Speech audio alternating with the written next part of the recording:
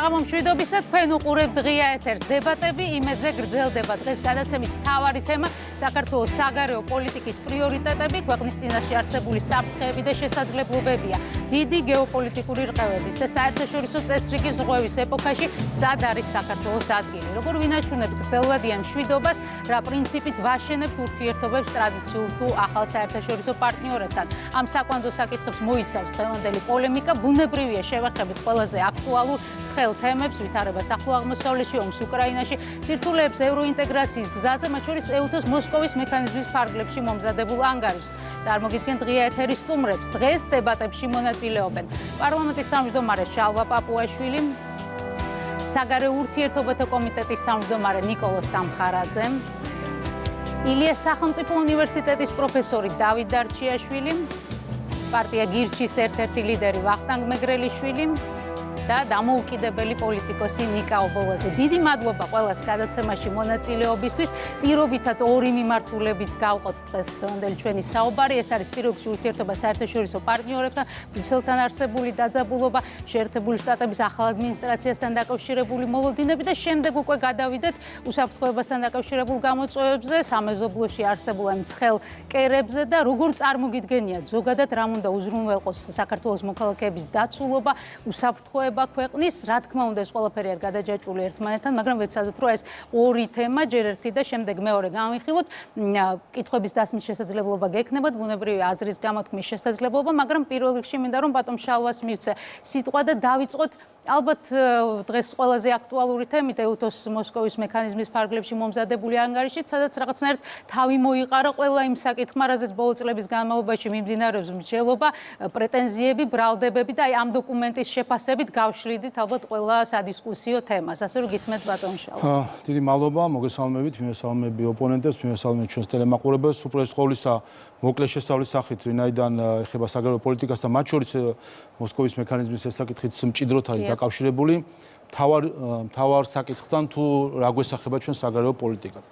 საგარეო პოლიტიკა ეს არ არის მხოლოდ გარკვეული თეორიული დისკუსია საერთაშორისო ურთიერთობებზე. საგარეო პოლიტიკა ეს არის ქვეყნის ინსტრუმენტი, რომლითაც ის იცავს საკუთარ ხალხს და საკუთარ ეროვნულ ინტერესებს. საგარეო პოლიტიკა ამ მხრივ არის გაგრძელება საშინაო პოლიტიკის. და ჩვენ არაერთხელ განგვიცხადებია, რომ ქართული ოცნების და ამ ქვეყნის მთავარი ეროვნული ამოცანა არის ორი, ეს არის ჩვენი ქვეყნის გამთლიანება და ჩვენი მოსახლეობის კეთილდღეობის ზრდა. ამ ორ მიზანს ემსახურება ჩვენი საშინაო პოლიტიკა და შესაბამისად საგარეო პოლიტიკაც იზომება ამ ორი კრიტერიუმით. ყველა ჩვენი ნაბიჯი საგარეო მიმართულებით იზომება ამ საზომით. გვაახლოებს ის უფრო მეტად თუ გვაშორებს ჩვენი ტერიტორიული მთლიანობის აღდგენასთან და უფრო უზრუნველყოფს თუ არა ჩვენი მოსახლეობის კეთილდღეობის ზრდას და უსაფრთხოებას. თუ კი საგარეო პოლიტიკა, ნებისმიერი პოლიტიკა ამ ორ მიზანს არ ემსახურება, ეს არის მხოლოდ იდეოლოგიური თამაში და არა საგარეო პოლიტიკა. სწორედ ამ შესავლით მივიდოდი ალბათ იმ საკითხზე, რომელიც თქვენ დააყენეთ და რამაც მიიყვანა შეიძლება მდგომარეობა იქამდე, რომ ჩვენ დღეს ვნახეთ დოკუმენტი, რომელიც სავსეა ცილისწამებით, რომელიც სავსეა მონაყოლზე, ჭორზე დაფუძნებული დასკვნებით, რომელიც გასცდა თავის მანდატს და საბოლოო ჯამში არის კარგი მაგალითი თუ როგორ გამოიყენება სხვადასხვა საერთაშორისო ინსტრუმენტები სხვადასხვა ქვეყნების მხრიდან საკუთარი პოლიტიკის განსახორციელებლად. ჩვენ მოკლედ რო აღწეროთ ეს მექანიზმი, რომელიც აღმოჩნდა საკმაოდ რაღაც ბლიც მექანიზმი, სულ რამდენიმე კვირა, 3 კვირა იყო თუ არ ვცდები, რაც გაგრძელდა. 2 დღით იყო ადამიანი ჩამოსული, რომელსაც არანაირი კავშირი საქართველოსთან, ასე ვთქვათ, მისი პროფესიული კავშირი, ასე ვთქვათ, არ ქონია. 2 დღე ჩამოსული და რამდენიმე დღეში გვეუბნებიან, რომ დაწერა 100 გვერდიანი დასკვნა, დაწყებული როგორც ისეძახის წამების საკითხებით და დასრულებული უმაღლესი განათლების რეფორმით. ყველაფერში აღმოჩნდა, რომ არის კომპეტენტური ეს ერთი ადამიანი და 100 გვერდი დაწერა, როგორც ამბობენ.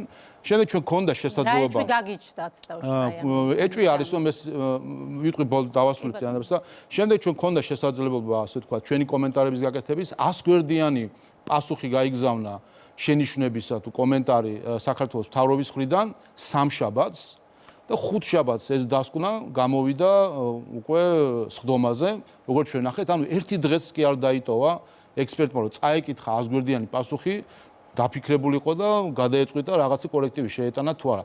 ეს აჩვენებს ერთ რამეს, რომ ეს იყო და ამას მოყვა შემდეგ მეორე ნაწილი, რომ ირკვევა, რომ ეს ექსპერტი არის პირდაპირ დაკავშირებული პოლონეთის მთავრობასთან.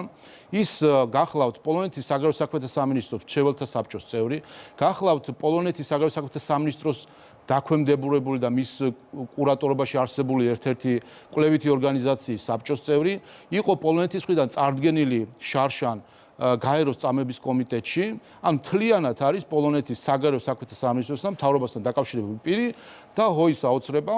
ჩვენ ვიცით, რომ ეს მექანიზმი დააინიცირა პოლონეთმა.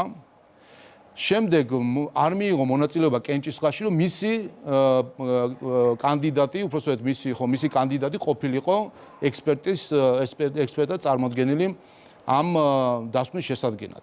პოლონეთის მთავრობის პოლიტიკა საქართველოს მიმართ ჩვენ ვიცით.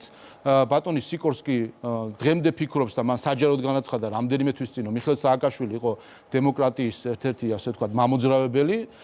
ეს ჩვენ ვიცით ერთი. ასევე ვიცით ჩვენ პოლონეთის მთავრობის ნდობით აღჭურვილი ექიმები რო იყვნენ ჩამოსული მიხეილ სააკაშვილთან და წინდით გაქონდათ უჩუმრად ნიმუშები. ასე რომ ესეც ცალკე საკითხია, რომელიც იწვევს ერთ შინაარსს, რომ თავი დავნებოთ, რადგან ბევრი კიდე როგორც ვთქვი 100 გვერდიანი შეპასუხება გააგზავნა მთავრობამ. ბატონ დავით, მე რასაც ვისმენდი ოპოზიციის წარმომადგენლების მხრიდან, პრინციპში ამბობდნენ, რომ საერთაშორისო განაჩენია ეს დოკუმენტი ქართული ოცნების ხელისუფლებისთვის. იზიარებთ თუ არა ამ მოსაზრებას და ზოგადად აი ამ დოკუმენტიდან გამომდინარე, თქვენ რა დასკვნას აკეთებთ, შეიძლება თუ არა ეს საერთაშორისო ურთიერთობის განსაზღვრელი ფაქტორი გახდეს საბოლოო ჯამში ხელისუფლებისთვის. მადლობა მოწვევისთვის.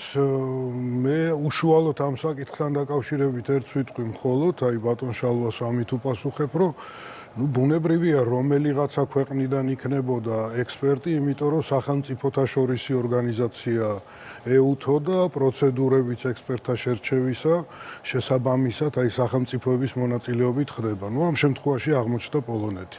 მე უფრო რისი თქმა მინდა, იცით, ზოგადად დასაწყისისათვის საერთაშორისო ურთიერთობებზე და დავეთანხმები, რაოდენ საოცარი შეიძლება არ უნდა მოეჩვენოს მსმენელს თუ რა ვიცი, აქ მყოფებს იმაში ბატონ შალვას, რომ საგარეო პოლიტიკა არის საშინაო პოლიტიკის გაგრძელება და ვიტყოდი, რომ ეს ყველაფერი გარკვეული აი მსოფლმხედველობიდან უნდა მოდიოდეს, რომელიც ახასიათებს საზოგადოებას. თუ არის ამ მსოფლმხედველობაზე გარკვეული თანხმობა, ყველაფერში არა, მაგრამ რაღაც ძირითად პარამეტრებზე, თამაშის წესებზე, მაშინ საშინაო და საგარეო პოლიტიკაც უფრო შეიძლება იყოს ეფექტიანი. თუ არ არის თანხმობა, როგორც ჩვენთან, ხო?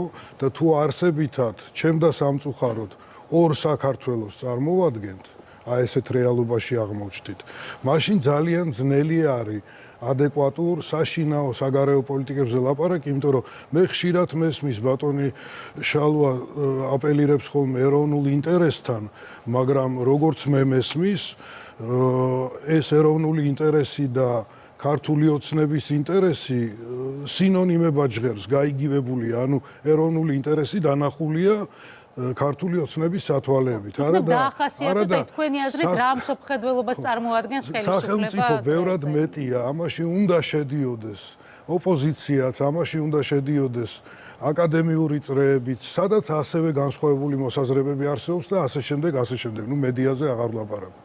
ეხლა ჩვენ იმდენად დავცილდით და გავიყავით ერთმანეთს, რომ მართალი გითხრათ, დილემა იყო ჩემთვის, აი მოვიდე, არ მოვიდე, არა იმიტომ, რომ საუბარი არ მინდა ბატონ ნიკოლოსთან, ბატონ შალვასთან, ან ქალბატონ მაგდასთან, რომელსაც წლებია ვიცნობ. არამედ იმის გამო, რომ ადგილი, სადაც ჩვენ ვხვდებით, არის სანქცირებული. თქვენ შეიძლება თქვათ, რომ ეს არის უსამართლო და რომ ეს საერთოდაც deep state-ის ან ვიღაცის ხელი ურევია, ხო?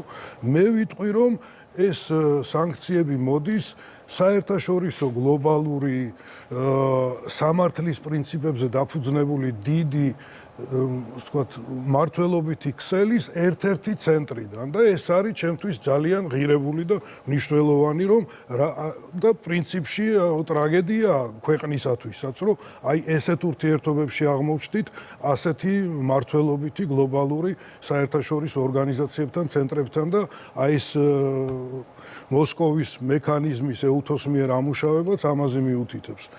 ანუ ჩვენ თუ მივანიჭებთ მეტნაკლებად მსგავს ღირებულებებს საერთაშორისო მოთამაშეებს ეს იქნებოდა იდეალური. მეტნაკლებად ვიძახი, შეიძლება ვიდაოთ პოლონეთის პოლიტიკა, რამდენად სწორია, რამდენად არასწორია და ასე შემდეგ, მაგრამ მე როგორც მესმის, რასაც ვაკვირდები ხოლმე, თქვენთვის ის ცენტრები, ის სტრუქტურები, რომლებიც ჩემთვის წლების მანძილზე 10 წლეულების არ უკავშირებ მარტო ძველ ხელისუფლებას, ზოგადად აი მსოფლმხედველობრივად, როგორც კი საბჭოთა კავშირმა რყევა დაიწყო, იყო ასოცირებული რაღაცნაირად აი პროგრესთან, დემოკრატიის ხელშეწყობასთან და დემოკრატიაც ხო მარტო არჩევნები არ არის, მთავარი არჩევნებს შორის რა ხდება, ხო?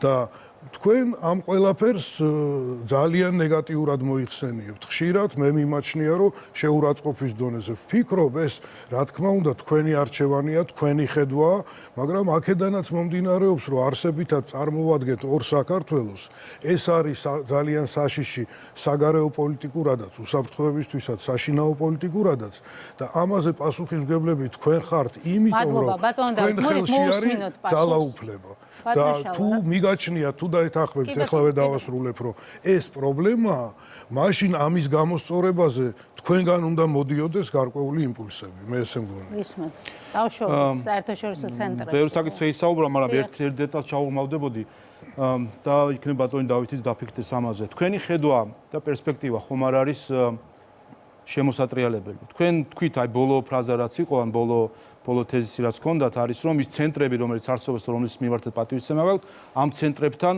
რა თქვენ ზომავთ ასე თქვა საქართველოს მთავრობას იმით თუ რა ურთიერთობა აქვს ამ ცენტრებთან და სწორედ ამის საპირისპიროს ვამბობთ სინამდვილეში ჩვენ როცა ვსაუბრობთ ეროვნულ ინტერესებზე ჩვენ ვსაუბრობთ არა იმაზე რომ ჩვენი საგარეო პოლიტიკა ამით დავიწყებთ არის საშინაო პოლიტიკის გაგრძელება უნდა იზომებოდეს არა იმითი თუ რომელ ცენტრებთან რა ურთიერთობა არის არამედ უპირველეს ყოვლისა იმითი თუ რა ეროვნულ ინტერესების გატარებას ვცდილობთ ჩვენ. ეს ყველაფერი მოაქვს შემდეგ. ნაწილია მოკავშირისა და ოპონენტების არჩევა. ამის გარეშე არ არსებობს. ამის შედეგი არის. აი ეს არის მთავარი. ჩვენთან არის არევა მიზეზისა და შედეგისა. ჩვენთან ხშირად ოპონენტების მხრიდან გვესმის, რომ ანუ სხვანაირად გავაკეთო ფორმულირება. უპირველეს ყოვლისა სახელმწიფომ უნდა იზრუნოს საკუთარ ეროვნულ ინტერესებზე და ამის შემდეგ ამაზე დაფუძნებით უკვე საერთაშორისო პარტნიორობის დამყარებაზე. ჯერ ეროვნული ინტერესებია და თუ კი თანხმდებით ამაში რომ არის შიდა პოლიტიკის გაგრძელება საგარეო პოლიტიკა, ჩვენი ეროვნული ინტერესები რასთან არის თანხმდაში, რომელ საერთაშორისო კავშირებთან არის თანხმდაში, ამის მიხედვით უნდა დამყარდეს შემდეგ ეს კავშირები. როდესაც ჩვენ ხედავთ, რომ ჩვენი შიდა პოლიტიკა თუ კი თანხმდებით რომ ტერიტორიული თვითმფრინავის აღდგენა, ეკონომიკური კეთილდღეობის და არის ჩვენი მთავარი პრიორიტეტი და ამას უნდა ემსახურებოდეს საგარეო კონტაქტები. რა ურთიერთობა შეიძლება გქონდეს ქვეყანასთან, ორგანიზაციასთან, პოლიტიკურ ჯგუფთან, რომელიც ჩვენგან ითხოვს მაგალითად კონფრონტაციაში შესვლას რუსეთთან. აი ჩვენთან ხო ასე იზომება, რომ შენ რახან კონფრონტაციაში შენ რახან გაქვს ახლა დაძაბული ურთიერთობა პირობითად ბალტიის ქვეყნებთან, ეს არის ცუდი, იმიტომ რომ ბალტიის ქვეყნები არიან უკმაყოფილო. არა და საქმე რაშია? რატომ არის ეს დაძაბული სიტუაცია? იმიტომ ხო არა რომ ბალტიის ქვეყნებს მათ განსაკუთრებით კაფიოთ აქვს მოწოდება საქართველოს ხელისუფლების მიმართ, რომ შევიდეს კონფრონტაციაში რუსეთთან, დააწესოს სანქციები, პირდაპირ განაცხადა ლატვიის ელჩმა და სხვადასხვა ფორმატებს იყენებენ და ასე შემდეგ სხვა ასე თქვა კიდე რაც ამ ხრივ აქვს პრეტენზიები. ამიტომ კიდე ერთხელ, თუ კი ჩვენ თანხმდებით, რომ საგარეო პოლიტიკა არის ეროვნული საშინაო პოლიტიკის გაგრძელება, მაშინ ჩვენი საზომი არის არა ის რომელი ბევრი მოგწონს შეიძლება სხვადასხვა ის ცენტრების მიმართ რაღაცა გქონდეს სიმპათია თუ ანტიპათია. ამას განსაზღვრელი არ არის, ეს არ არის განსაზღვრელი. განსაზღვრელია ჩვენი ეროვნული მიზნები და ამ მიზნებიდან გამომდინარე უნდა ვისწრაფოთ შესაბამის ცენტრებისადმი. მადლობა. ბატონ ვახტანგს მოვუსმენთ, დაგიბრუნდებით თქვენ. თქვენ როგორ შეაფასებდით საგარეო პოლიტიკას, რომელიც არის ახლა ქვეყნის ხელისუფლების მიერ განსაზღვრული და ზოგადად რა პრეტენზიები გაქვთ ამასთან დაკავშირებით? თან დიდი მადლობა და მომენატრა დებატები. სულ გთხოვდით ხოლმე ადრე თქვენთან რომ მოვდიოდი ხოლმე რომ დებატები კარგი იქნებოდა მეთქი და რაღაც როგორც იქნა მოხდა ეს ამბავი. მოდი აი ჩემს ეს ბატონ შალვა მიცის შეგვიათ გულაპარაკე მოგი პირველი კამათი როდესღაც ამაზე მოგვივიდა. აი წარმოვიდგინეთ ესეთი სიტუაცია რა. თავარი ტყუილი სად არის რომ ტყუილი იწყება იქიდან რომ თითქოს დასავლეთი არის ერთი რაღაცა თლიანობა მონოლითი. სერვისში დასავლეთი არის ორი ნაწილისგან შემდგარი. აი შევეცდები რომ ესე მაყურებლისთვის მარტივად ავხსნა. დასავლეთი არის ღირებულებითი ბირთვი, რომელიც ორიენტირებულია, ეს არის ერთადერთი ცივილიზაცია დღევანდელ სამყაროში, რომელიც ორიენტირებულია იმაზე, რომ ერთი კონკრეტული ადამიანი დაიცვას, ტირანიისგან დაიცვას. და ამას ემსახურება ის სისტემები, რომელიც დასავლეთის შიგნით შეიქმნა. ეს არის სიტყვის თავისუფლება, ეს არის საკუთრების უფლება, ეს არის დამოუკიდებელი სასამართლო. ეს არის, არ ვიცი, თავისუფალი ბაზარი, დაბალი გადასახადები, ვაჭრობა თავისუფალი და ასე შემდეგ.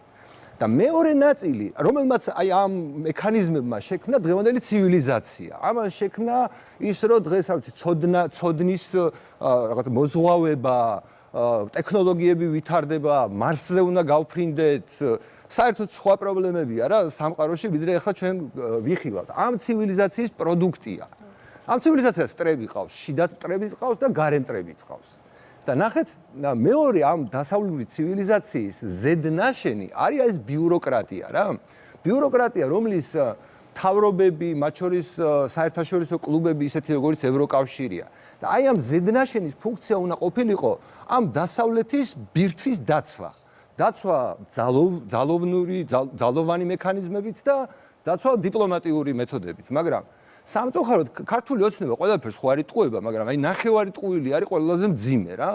და პრობლემა მდგომარეობს იმაში, რომ ეს დასავლური ზედნაშენი ფაქტობრივად არის გენერატორი დაავადებების. ანუ ამათაც ჭირდებათ, რომ თავის მოქალაქეებს ისე რა ქვია, მეტად დაბეგრონ, უფრო დიდი რეგულაციები დაუწესონ. იქ არ ვიცი, რაღაც საკუთარი პოლიტიკური მიზნები აქვს, LGBT პროპაგანდა იქნება ეს, თუ რაც იქნება, ანუ ყველაფერი ის რასაც ქართული ოცნება თავისი ხელისუფლებაში ყოფნის უდიდესი ნაწილი ჩვეულებრივად აკოპირებდა, ერთად ვიყავით პარლამენტში, რაღაცა კანონს რო ვიღებდით და რო ვიძახდით, რომ ეს ხო სისულელია, კაცო, რა დროს ოზონის ხვრელის შევიწროვება, ოზონის ხვრელი დიდი ხანი აღარ არის თემა, არა ევროკავშირი გთხოვსო. ხო და ანუ აი ზუსტად ეს იყო ჩვენო ტრამპს უჭერდით ხარს 2024 წლის არჩევნებზე, რომ ეს იყო დასავლეთის შიდა დაავადების თან ბრძოლის რაღაცა მექანიზმი რა.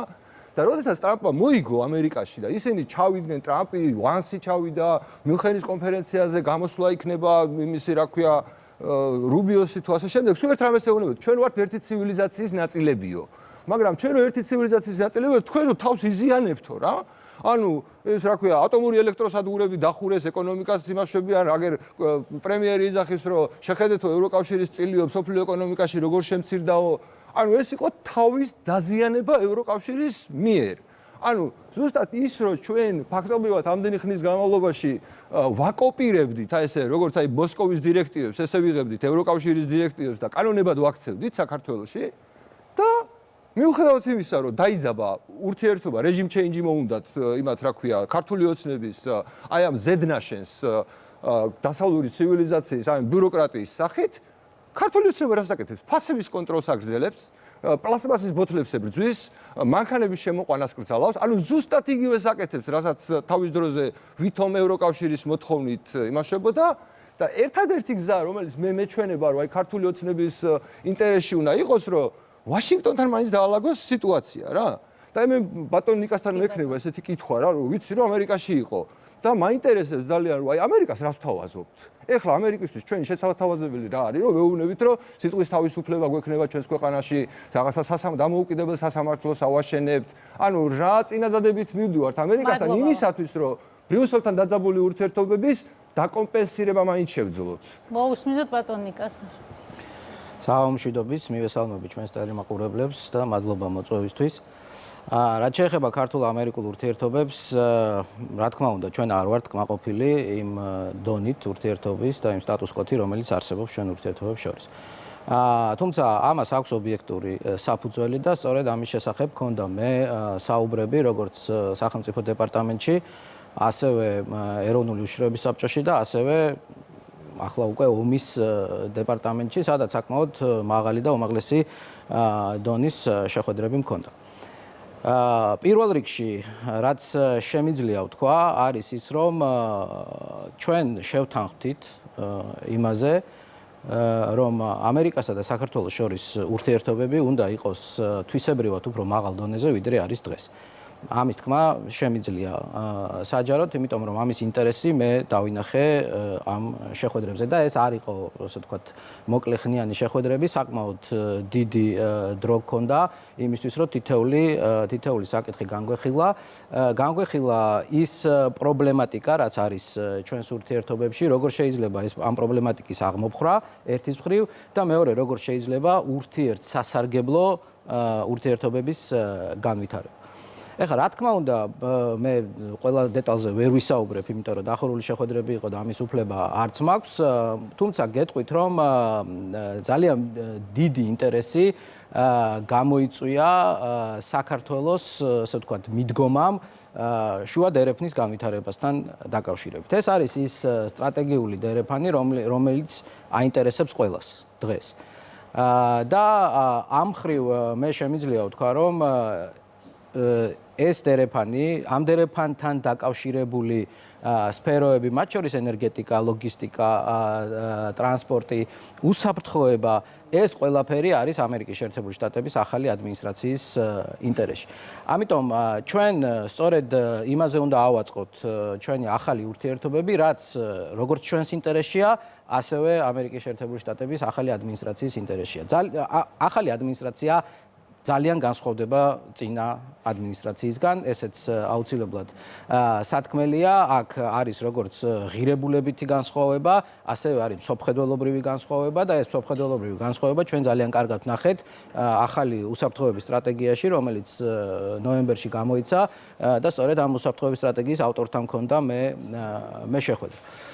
შესაბამისად, მე ვიტყოდი, რომ მე მაქვს მოლოდინი, პოზიტიური მოლოდინი ქართულ-ამერიკულ ურთიერთობებში, ასე ვთქვათ, პოზიტიური ძვრებისა, თუმცა ეს რა თქმა უნდა არის სამუშაო პროცესი. ჩვენ უნდა შევთანხმდეთ იმ საკითხებზე, რომლებიც ჩვენ ორივე მხარისთვის არის მნიშვნელოვანი და ამ ასე ვთქვათ, ამ პირობით უნდა შევიდეთ ახალ მოლაპარაკებებში იმისთვის, რომ შეიქმნას ახალი ტექსტი, თანამშრომლობის ახალი ჩარჩო.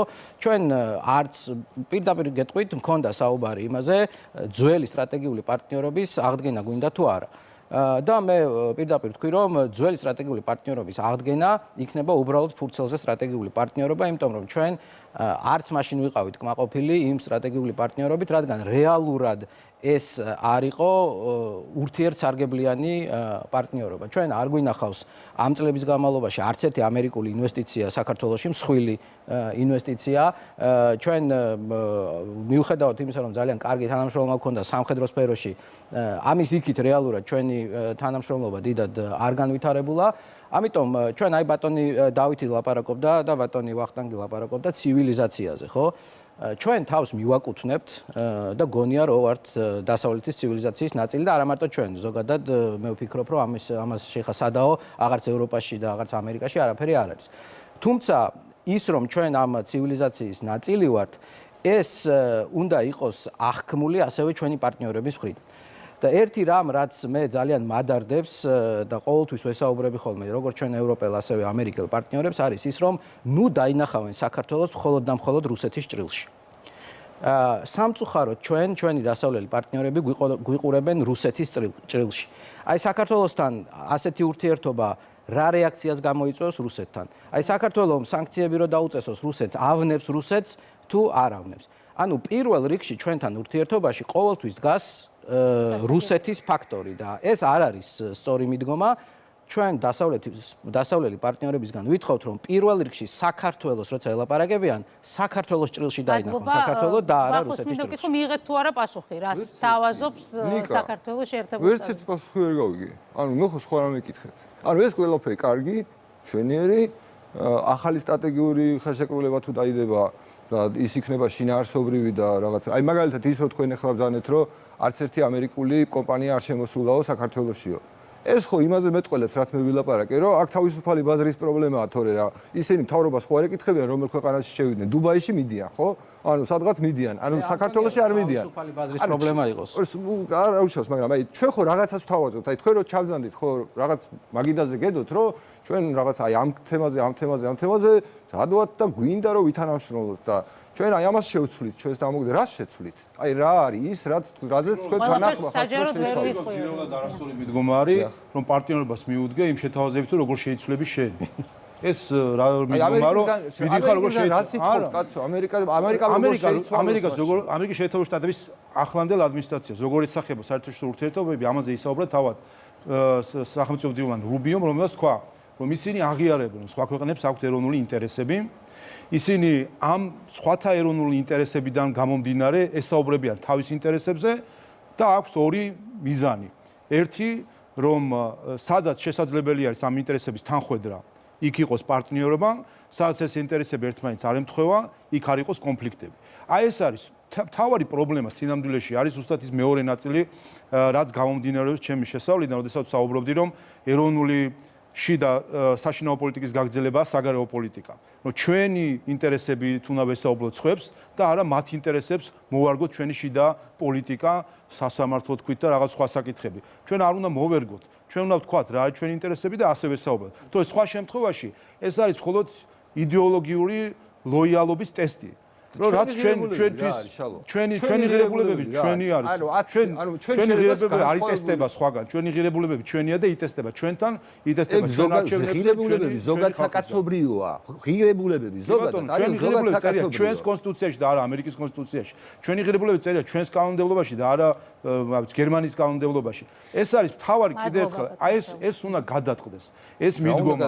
ეს მიდგომა რომ ჩვენ ვიზომებით სხვების სარკეში. ჩვენ ვიზომებით ჩვენი ხალხის ადამიანი არის ღირებული თუ არა? ადამიანის დაცვა, ჩვენ არის თუ არა? და არა იმიტომ. და ხო არა სასამართლო და არა თავისუფლებას ზღუდა. დებატი და ჩავდოთ საუბარში ნიკაურიაზე, რომელიც გეუბნებათ. ეს იდეოლოგიური ლოიალიზმის ტესტი კი არა, რამდენად ლოიალია არის ღირებულებითი ნაწილია. ძალიან ხო წერია ჩვენ კონსტიტუციაში რომ კი. ბატონებო, გველოდება ნიკა და მოусმინეთ. ახლა საინტერესოა მისი მოსაზრება, ეთანხმებით თუ არა, რომ საქართველოს არ უნდა მოერგოს საერთაშორისო პარტნიორებს, საკუთარი ღირებულებებით უნდა დაჯდეს მაგიდასთან და ზოგადად რა პრობლემებს ხედავთ ევროკავშირთან და იგივე შეერთებულ შტატებთან ურთიერთობაში. მოგესალმებით, მოგესალმებით მაყურებელს, მადლობა მოწვევისთვის. თავარი პრობლემა არის ის, რომ 3 წლის წინ დაახლოებით საქართველოს მთავრობამ გადაწყვიტა, რომ ეწარმოებია ისეთი საგარეო პოლიტიკა, რომელიც თან ძირს უთხრიდა საქართველოს სუვერენიტეტს და თან აიღეს ეს სიტყვა სუვერენიტეტი. და სუვერენიტეტის სახელით დაიწყეს სუვერენიტეტის წინააღმდეგ ბრძოლა და ზუსტად გეტყვით რას გულისხმობ. სადაც ვართ, ჩვენ ისე ლაპარაკობს ახლა ბატონი შარლო პაპუაშვილი, თითქოს ჩვენ ვიყოთ რაღაცა ჩინეთი, ატომური ნავები გვყავდეს შავ ზღვაში და სუვერენიტეტს მხოლოდ ჩვენ გარანტიას ვაძლევდეთ ჩვენ თავს, რომ მარტო დავიცავთ სუვერენიტეტს. და საქართველოს ბოლო 800 წელიწადში რამდენი ხანი იყო სუვერენული და დამოუკიდებელი. რამდენი ხანი მას მერეაც მონღოლები შემოვიდნენ. არ გვეკუთვნოდა სუვერენიტეტი, გვქონდა? არა, 90% დროის შემთხვევაში არ გვქონდა. იმიტომ რომ ესე არ არის სამყარო მოწყობილი, უბრალოდ სამართლიანია და გქონდეს. აბა რა არის ამბავი? ამბავი ის არის, რომ სადაც ჩვენ ცხოვრობთ, ქვეყნის ჩრდილოეთით, ჩვენი ქვეყნის ჩრდილოეთით, მთელი დიდი ევრაზიული სივრცე, დაწყებული ბელარუსიდან დამთავრებული ვლადივოსტოკამდე. არის სივრცე უდიდესი სამხედრო მანქანა, რომელიც არ აღიარებს შენ სუვერენიტეტს, მათ შორის არ აღიარებს შენ ტერიტორიულ მთლიანობას, რომელსაც უნდა რომ გადაყლაპოს და აქ იმპერიული ამბიციები. ეს გავიგეთ. ჩვენ სამხრეთით დაწყებული ჩრდილოეთ აფრიკიდან დამთავრებული პაკისტანამდე არის ან ავტორიტარული, ან პოლიტიკური ისლამის პრობლემაც.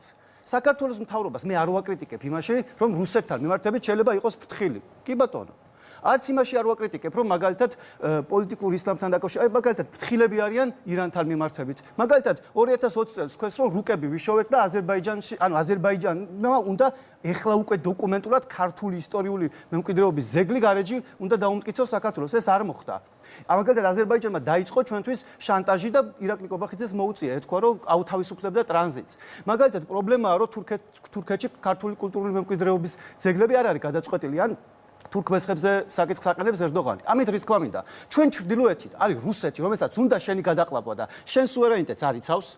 შენ სამხრეთით არის დიდი პოლიტიკური ისლამი და არის ავტორიტარიზმი და ეს არ არის არც ჩრდილოეთი და არც სამხრეთი, სადაც ჩვენ გვინდა ინტეგრაცია და ისმის შეკითხვა, როგორ მოხდა რომ ამ ბოლო 1 საუკუნეში, მე-20 საუკუნეში საქართველოს მოიპოვა სუვერენიტეტი. ისე ხომ არ მოხდა, რომ პირველი მსოფლიო ომის შედეგად შედეგი იყო და ის 3 წელი გქონდა, ისე ხომ არ მოხდა, რომ ცივ ომში დასავლეთმა გაიმარჯვა და ისე ხომ არ არის, რომ დასავლეთის გამარჯვება ცივ ომში და ზოგადად დასავლეთიც არის განმაპირობებელი ჩვენი სუვერენიტეტის. და ამ დროს დასავლეთმა რო თქვას, ერთი წინადადება დაწეროს. ჩვენ არ გვაინტერესებს ქვეყანა საქართველოს იქნება თუ არა სუვერენული. და არ გვაინტერესებს იქ რა მოხდება. ჩვენ დავიცავთ თავს 3 მილიონიანი ქვეყანა, საქართველოს სუვერენიტეტს რა განაპირობებს? ეს არის შეკითხვა. რა განაპირობებს? განაპირობებს ქართველი ხალხი, ქართული არმია, მაგრამ განაპირობებს დასავლური წესრიგი და დასავლეთის მიერ მათ შორის ცივი ომის მოგება. მადლობა, ნიკა, მოусვინოთ. დასრულეთ და შემდეგ იპასუხებთ. თავარი არის ის, რომ 3 წლის წინ გამოვიდა საქართველოს ხელისუფლება და თქვა, რომ არ არსებობს მტერი, არ არსებობს მოყვარე, არსებობს საქართველო და სხვა. აი ესენი ყველანი დასავლეთიდან ვინც ფინანსდებიან და ასე შემდეგ არიან აგენტები და ომი დაუწყო დასავლეთს. ანუ თუ დასავლეთი არ არის ჩვენი მთავარი პარტნიორი, მაშინ ჩვენ სუვერენიტეტს როგორ ვიცავთ და ბატონ შალვას უყვარს თქმა, რომ ის რაც არ ეპატიება იუპიტერს, ეპატიება იუპიტერს, არ ეპატიება ხარს. არ ვიცი, რუსეთთან მიმართებით ხო რუსეთი იუპიტერია და ჩვენ ხარი და რაღაცას გააფუჭებენ, წყნარად ვართ და ვცდილობთ არ გავაღიზიანოთ. სხვა მეზობლებთან მიმართებით ხო რაღაცა ისე ვართ რა თავს ვიკავებთ. მაინდა-მაინც ეს 50 ტრილიონიან ევროპას რო გაეკაჩეთ და deep state-ის დამარცხება რო გინდათ. deep state-ი ხო იცით რა არის? ახლა თქვენ გეცოდინებათ, ანუ 12 ტრილიონიანი BlackRock-იო, აი ეს რო შევყვეთ თქვენ ლოგიკას. მე ამის არ მჯერა, მაგრამ მაინც ამას დამატებული სხვადასხვა მასონთა ლოჟებიო აკონტროლებენ მთელ ნახევარსფეროსო და ომი რატო ვერ აიცილეთ თავიდან deep state-თან? აქამდე ქვეყანამ იმართებოდა ისე, რომ deep state-თან ომი არ გქონია. deep state-ს მოუგებთ ჩვენ ომს, თქვენით ერთი წამი ფაროსანასთვის ვერ მოგვიგია ომის სამეგრელოში. რატომ გადაწყვიტეთ 3 წლის წინ? რომ ფაროსანა ვერ დაგვიმარცხებია სამეგრელოში და deep state-ს გამოუცხადოთ ომი. რატომ მოხდა ისე, რომ თურმე ჩვენ ჩრდილოეთით უნდა ჩვენი გადაყლაპვა, ჩვენ სამხრეთიდან არის ასევე პრობლემები და ის რაც აზრის ჩამოყალიბების საშუალება ახლა მოისმინეთ პასუხი რა არის ქვეყნის სუვერენიტეტის გარანტი. ეს იყო დასავლეთი აწლეულების მანძილზე, რატო დაიწყეთ ამ ხალხის ლანძღვა და რატო მიხვედით იმ რიტორიკამდე, რომ კაიაკალას ეძახით ალკოჰოლიკს, ჩელიაბინსკში ხედავთ აყვავებას და შვედეთში ხედავთ გაჭირვებას. ანუ ეს არის αλკოჰოლიკი, კაიაკალასი, შვედეთი არის გაჭირვებული და ჩელიაბინსკი არის აყვავებული ამ რიტორიკამდე. რატო მოხდა? იბასვეთ, ბატონი ნიკა ძალიან სწორად მსჯელობს. მან სწორად აღწერა თუ რა გეოპოლიტიკურ რეალობაში ცხოვრობთ. ჩრდილოეთით, სამხრეთით, აღმოსავლეთით, დასავლეთით ძალიან სწორად აღწერეთ ყველა სირთულე, რაც საქართველოს აქვს. მაგრამ დასკვნები გამოგაქვთ როგორც მოლდოვის პრეზიდენტს მაია სანდუს, რომელმაც ამ ყველაფერზე იფიქრა და მისი დასკვნა იყო, რომ პატარა ქვეყანას დამოუკიდებლობა უჭირს და ის სხვას უნდა მიუერთდეს. აი ეს არის საბოლოო ამით დასკვნა. იმას რაც მე არ მეთქოს. მე გითხარით, დასკვნა არა. როგორ მეუბნებით რომ საქართველოს დამოუკიდებლობას თქვენ პირიქით. თქვენ ამბობთ ვინ გარანტირებს ჩვენს დასავლეთთან მეგობრობა არის ჩვენი დამოუკიდებლობის გარანტი და არ უნდა გადაინტეროთ ალკოჰოლიკი. მოვალ მაქსიმუმ წეთრამდეც მოვალ. თქვენ კი ბატონო, ჯელობ სწორად და დასკვნა გამოგაქვთ როგორც ხალბატონ მაია სანდუს. და რატომ? და თავარ შეცდომას ასაც თქვენ უშვებთ, ეს არის დროში შეცდომა. როცა საუბრობდით, როდის წარმოიშვა ეს გარკვეული რაღაც კონფრონტაცია მაგალითად ბრიუსელთან და ასე შემდეგ. და წეგან ვინაიდან თავში ბატონ დავითთან რაღაც საკითხებზე დავთანხმდით, მინდა ასევე ბატონ ვახტანსაც დავეთანხმო. იმაში მან სწორად თქვა. რეჟიმ ჩეინჯი რომ მოინდომესო. იმათმაო როგორც თქვა, რეჟიმ ჩეინჯი რომ მოინდომესო, მაშინ გამწვავდა ურთიერთობები. თქვენ მე მგონი ამას უნდა დაუკვირდეთ. ძალიან მნიშვნელოვანი არის კიდევ ერთხელ რა არის მიზეზი და რა არის შედეგი ამას ჩაყვეთ. და თქვენ ძალიან იწყებს შუიდან და არა თავიდან. და თავი იყო ის, რომ აი ამ პარტნიორობას, რომელსაც თქვენ ეძახით სუვერენიტეტის გარანტობას, ცივილიზაციურ კავშირს, ასე შემდეგ, ამ იდეოლოგიურ ნარატივებს სინამდვილეში საბოლოო ჯამში რაღაც მომენტში ზოგიერთი ჯგუფების მხრიდან მოყვა გაგება, რომ პარტნიორობა გაგებული იქნა როგორც დაქვემდებარება. თუკი ეს პარტნიორობა იყო არა თანასწორი იუპიტერსა და იუპიტერს შორის, არამედ ვიღაცას ხარი ვეგონეთ. ვიღაცა მიფიქრა, რომ აქ უნდა იყოს ისეთი ხელისუფლება, რომელიც მათ გემოვნებაშია და არა ქართული ხალხის გემოვნებაში. აი აქ იყო. და როგორ არის სუვერენიტეტის გარანტი ის ჯგუფი, ის რა ვიცი, სახელმწიფო შეიძლება ან რა ვიცი, რაღაცა ძალა, რომელიც სწორედ სუვერენიტეტის შელახვას ცდილობს, იმით რომ ერევა შენს შიდა მმართველობაში და კიდევ ერთხელ, ეს არის ფაქტი. ფაქტია, რომ 2020 წლის არჩევნებს გვიყალბებდნენ პარალელური დათვლით. ფაქტია, რომ ამას ჩართული იყო USAID-ის დაფინანსება. ფაქტია, რომ ამერიკელმა დონორმა, მაშინდელი ადმინისტრაციისგან დაფინანსებულმა და ისვედმა ერთად საქართველოს წინააღმდეგ ყალბი პარალელური დათვლის შედეგებით შეეცადნენ ქვეყნის გადატრიალებას. ფაქტია, რომ 2021 წელს მიხეილ სააკაშვილი გარეძალემა შემოგვიპარეს საქართველოში, ვიცით, რომ სპეცსამსახურემა შემოაპარეს. ხო ვიცით? ვიცით. ფაქტია, რომ 2022 წელს გვითრევდნენ ომში. არ ვიცით ეს? აბა სანქციების დაწესების მოთხოვნა რა არის? არ არის ეს ეკონომიკურ ომში შეთრევა, ესკალაცია, ამ ყველაფერს აბა რა ქვია თუ არა ომში ჩათრევა. 2022 ივნისში, როდესაც დააყენეს ხალხი, ეს იყო დასაწყისი. და კიდევ ერთხელ 2020-დან დავიწყე მე, ხო, ამ ამბის მოყოლა. რეჟიმ ჩეინჯი, როცა მოიდომეს და სხვა შორის ბატონი ვახტანგი და ერთი ისტორია მე არსად არ მოგიყოლიათ და მე გავახსენებ სხვებს და თქვენც კიდევ ერთხელ თქვას, როდესაც გირჩი შემოვიდა პარლამენტში და როდესაც მისგან გავიდა თუ რა ვიცი გარიცხეს ბატონი ზურაბ გირჩი ჯაფარიძე და ცალკე აღმოჩნდა ის. რამდენი წელი ყავდით, რამდენი ხანი ყავდით ბოიკოტში, მათ შორის მაშინდელ ამერიკის ელჩს, რომელიც არ კი ხვდებოდა, ყველგან ეძახდა მას და არ ეძახდა პარლამენტის წევრებს. ეს რისი მანიშნებელი იყო მაშინდელი ადმინისტრაციის მხრიდან, ბაიდენის ადმინისტრაციის მხრიდან ხელისუფლების მიმართ. კიდევ ერთხელ 2020-ში დაიწყო ეს ყველაფერი და თქვენ რაზეც საუბრობთ, განცხადება რო თქვით, ეგ 2024-ის ნოემბერია. 4 წელი ამოვაგდეთ ჩვენი ისტორიიდან თუ რა ხდება.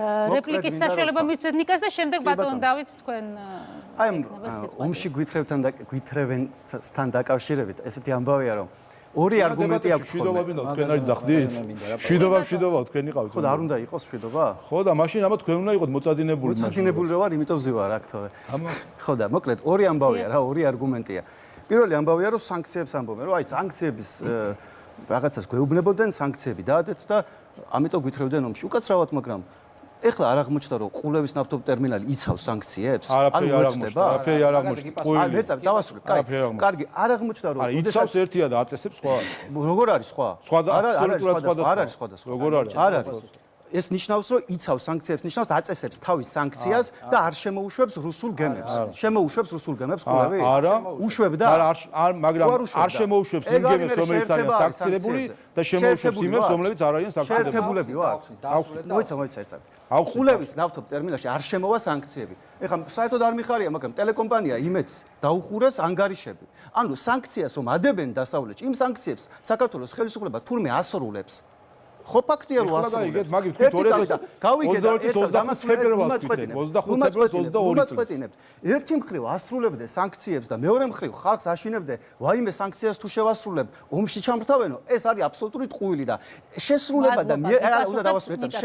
სანქციას ასრულებს და სანქციას უერთდება თუ თვითონ აწესებს, ერთი და იგივეა, როდესაც თვითონ ასრულებს, ერთი და იგივეა. ერთი და იგივეა, იმიტომ რომ საბოლოო ჯამში შენაწესებ სანქციას და იღებ კანონს, რომ მიუერთდე იმ გადაწყვეტილებას, რასაც იღებს სხვა გადაწყვეტილებას. არა, ეგრე არ არის. ამის გარდა რაც მოკლე რეპლიკა გეტყვი და გააგრძელეთ. კი ბატონო, მოკლე რეპლიკა. შენ იცავს სანქციებს, იმიტომ რომ არის საერთაშორისო სისტემა, რომელსაც შენ ემორჩილები, ვინაიდან თუ არ დაემორჩილე, შენ დაზარალდები. მაგრამ როდესაც არ არის შეზღუდვა, როდესაც არ არსებობს გადაწყვეტილება, იმისთვის რომ შენ დახურო საზღვარი რუსეთთან, შენ უნდა მიიღო გადაწყვეტილება. იმისთვის რომ შენ შემოიღო ვიზა სავიზო მიმოსვლა, შენ უნდა მიიღო გადაწყვეტილება, სხვაგან არ მიიღება. იმისთვის რომ თქვა რომ მე ემბარგოს გადებ რუსეთს და შენგან არ შემოვა ჩემთან. როგორ არ მოითხოვია, როგორ გეკადრება ესეთი მოითხოვია. მე რაც ვიცი ზუსტად. ბათუმში გემი არ შემოუშვა და მაშინდელი ამერიკის ელჩი იდგა იქ რომ რა კარგია რომ არ შემოუშვით გემიო. ვინც ამერიკის ეგ რაც იყო ის რომ აი ეს ციხეში რო არის ორი შუახნის თაღლითი. ლილუაშვილი და ღარიბაშვილი, ვისაც ებარა ამ ქვეყანაში ძალაუფლება და თითქოს ამერიკის ელჩი ეუბნებოდა, რომ ომი დაიწყო და უსაფრთხოების მინისტრი ვინც იყო, ის იცავდა ქვეყანას უსაფრთხოებისგან. ამ ადამიანების ნათქვამზე და ამ ადამიანებმა შეძლეს ესე იგი უსაფრთხოების მოტანა. მან დამბავი და არავინ სომხეთს რომელსაც ყავს გიუმბრის ბაზა აქვს, სადაც ეხლა ამერიკული ინვესტიციებიც ხორციელდება და არავის არ მოუთხოვია სომხეთისთვის ომის დაწყება და ცეცხლის გახსნა, ისე არ მოუთხოვია საქართველოსთვის არავის. თავარი არის ის, რაც არის თქვენ.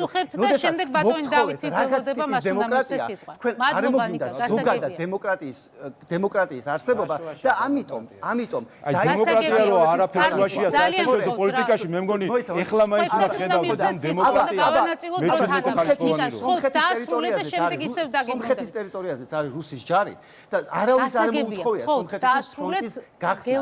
ეს რიტორიკა, რომ თურმე 3 მილიონიანი საქართველო არის სულ მარტო და რუსეთიც მტერია და ირგვლივ ყველა კონკურენტია და ყრედა ბატონი შალვა პაპუაშვილს შეუძლია რომ მარტო მთელი ამ ქვეყნის სუვერენიტეტი შეინარჩუნოს. ეგ არის არასწორი. ყველა მტერიაო, როგორ შეიძლება ყველა მტერი? თქვენ ამბობთ. ერთი მეგობარი მითხარით საქართველოს. ძალიან გთხოვთ რა. გასაგებია თქვენი მოსაზრება. ყველა მეგობარი არის, ვინც კი ჩვენს ყველა რუსეთი ყველა მეგობარია, ვინც კი ჩვენი ეროვნული ინტერესებიდან გამომდინარე ამ საერთო საქმეში იქნება ჩვენი მხარდამჭერი. მადლობა. ბატონი ნიკოლოზი და შემდეგ ბატონი. არა, ძალიან გთხოვთ რა, უკვე აღარ არის დრო. სანქციების საკითხი რო გავმარტოთ და ვინ ითხოვდა და ვინ არ ითხოვდა. ვინ ითხოვდა და დღემდე ვინ ითხოვს, აგერ დოკუმენტებში არის ყველაფერი ჩამოთვლილი, მათ შორის ყველაზე ბოლოს ევროპული საბჭოს დოკუმენტშიც კი არის ნახსენები, რომ საქართველოს სანქციები უნდა დაუწესოს რუსეთს, იმიტომ რომ იყოს სრულ თანხმედრაში ევროკავშირის საგარეო და უსაფრთხოების პოლიტიკასთან. ამიტომ თქვენ თუ ამბობთ ახლა რომ ჩვენ არ გთხოვდნენ სანქციების დაწესებას, მე მგონი ეს ძალიან დიდი ტყუილია და თელმა საზოგადოებამ იცის და დღემდე გთხოვენ. არა მხოლოდ 2022-ის თებერვლიდან გთხოვენ, დღემდე გთხოვენ, 2026 წელსაც გთხოვენ რომ სანქციები დაუწესოს.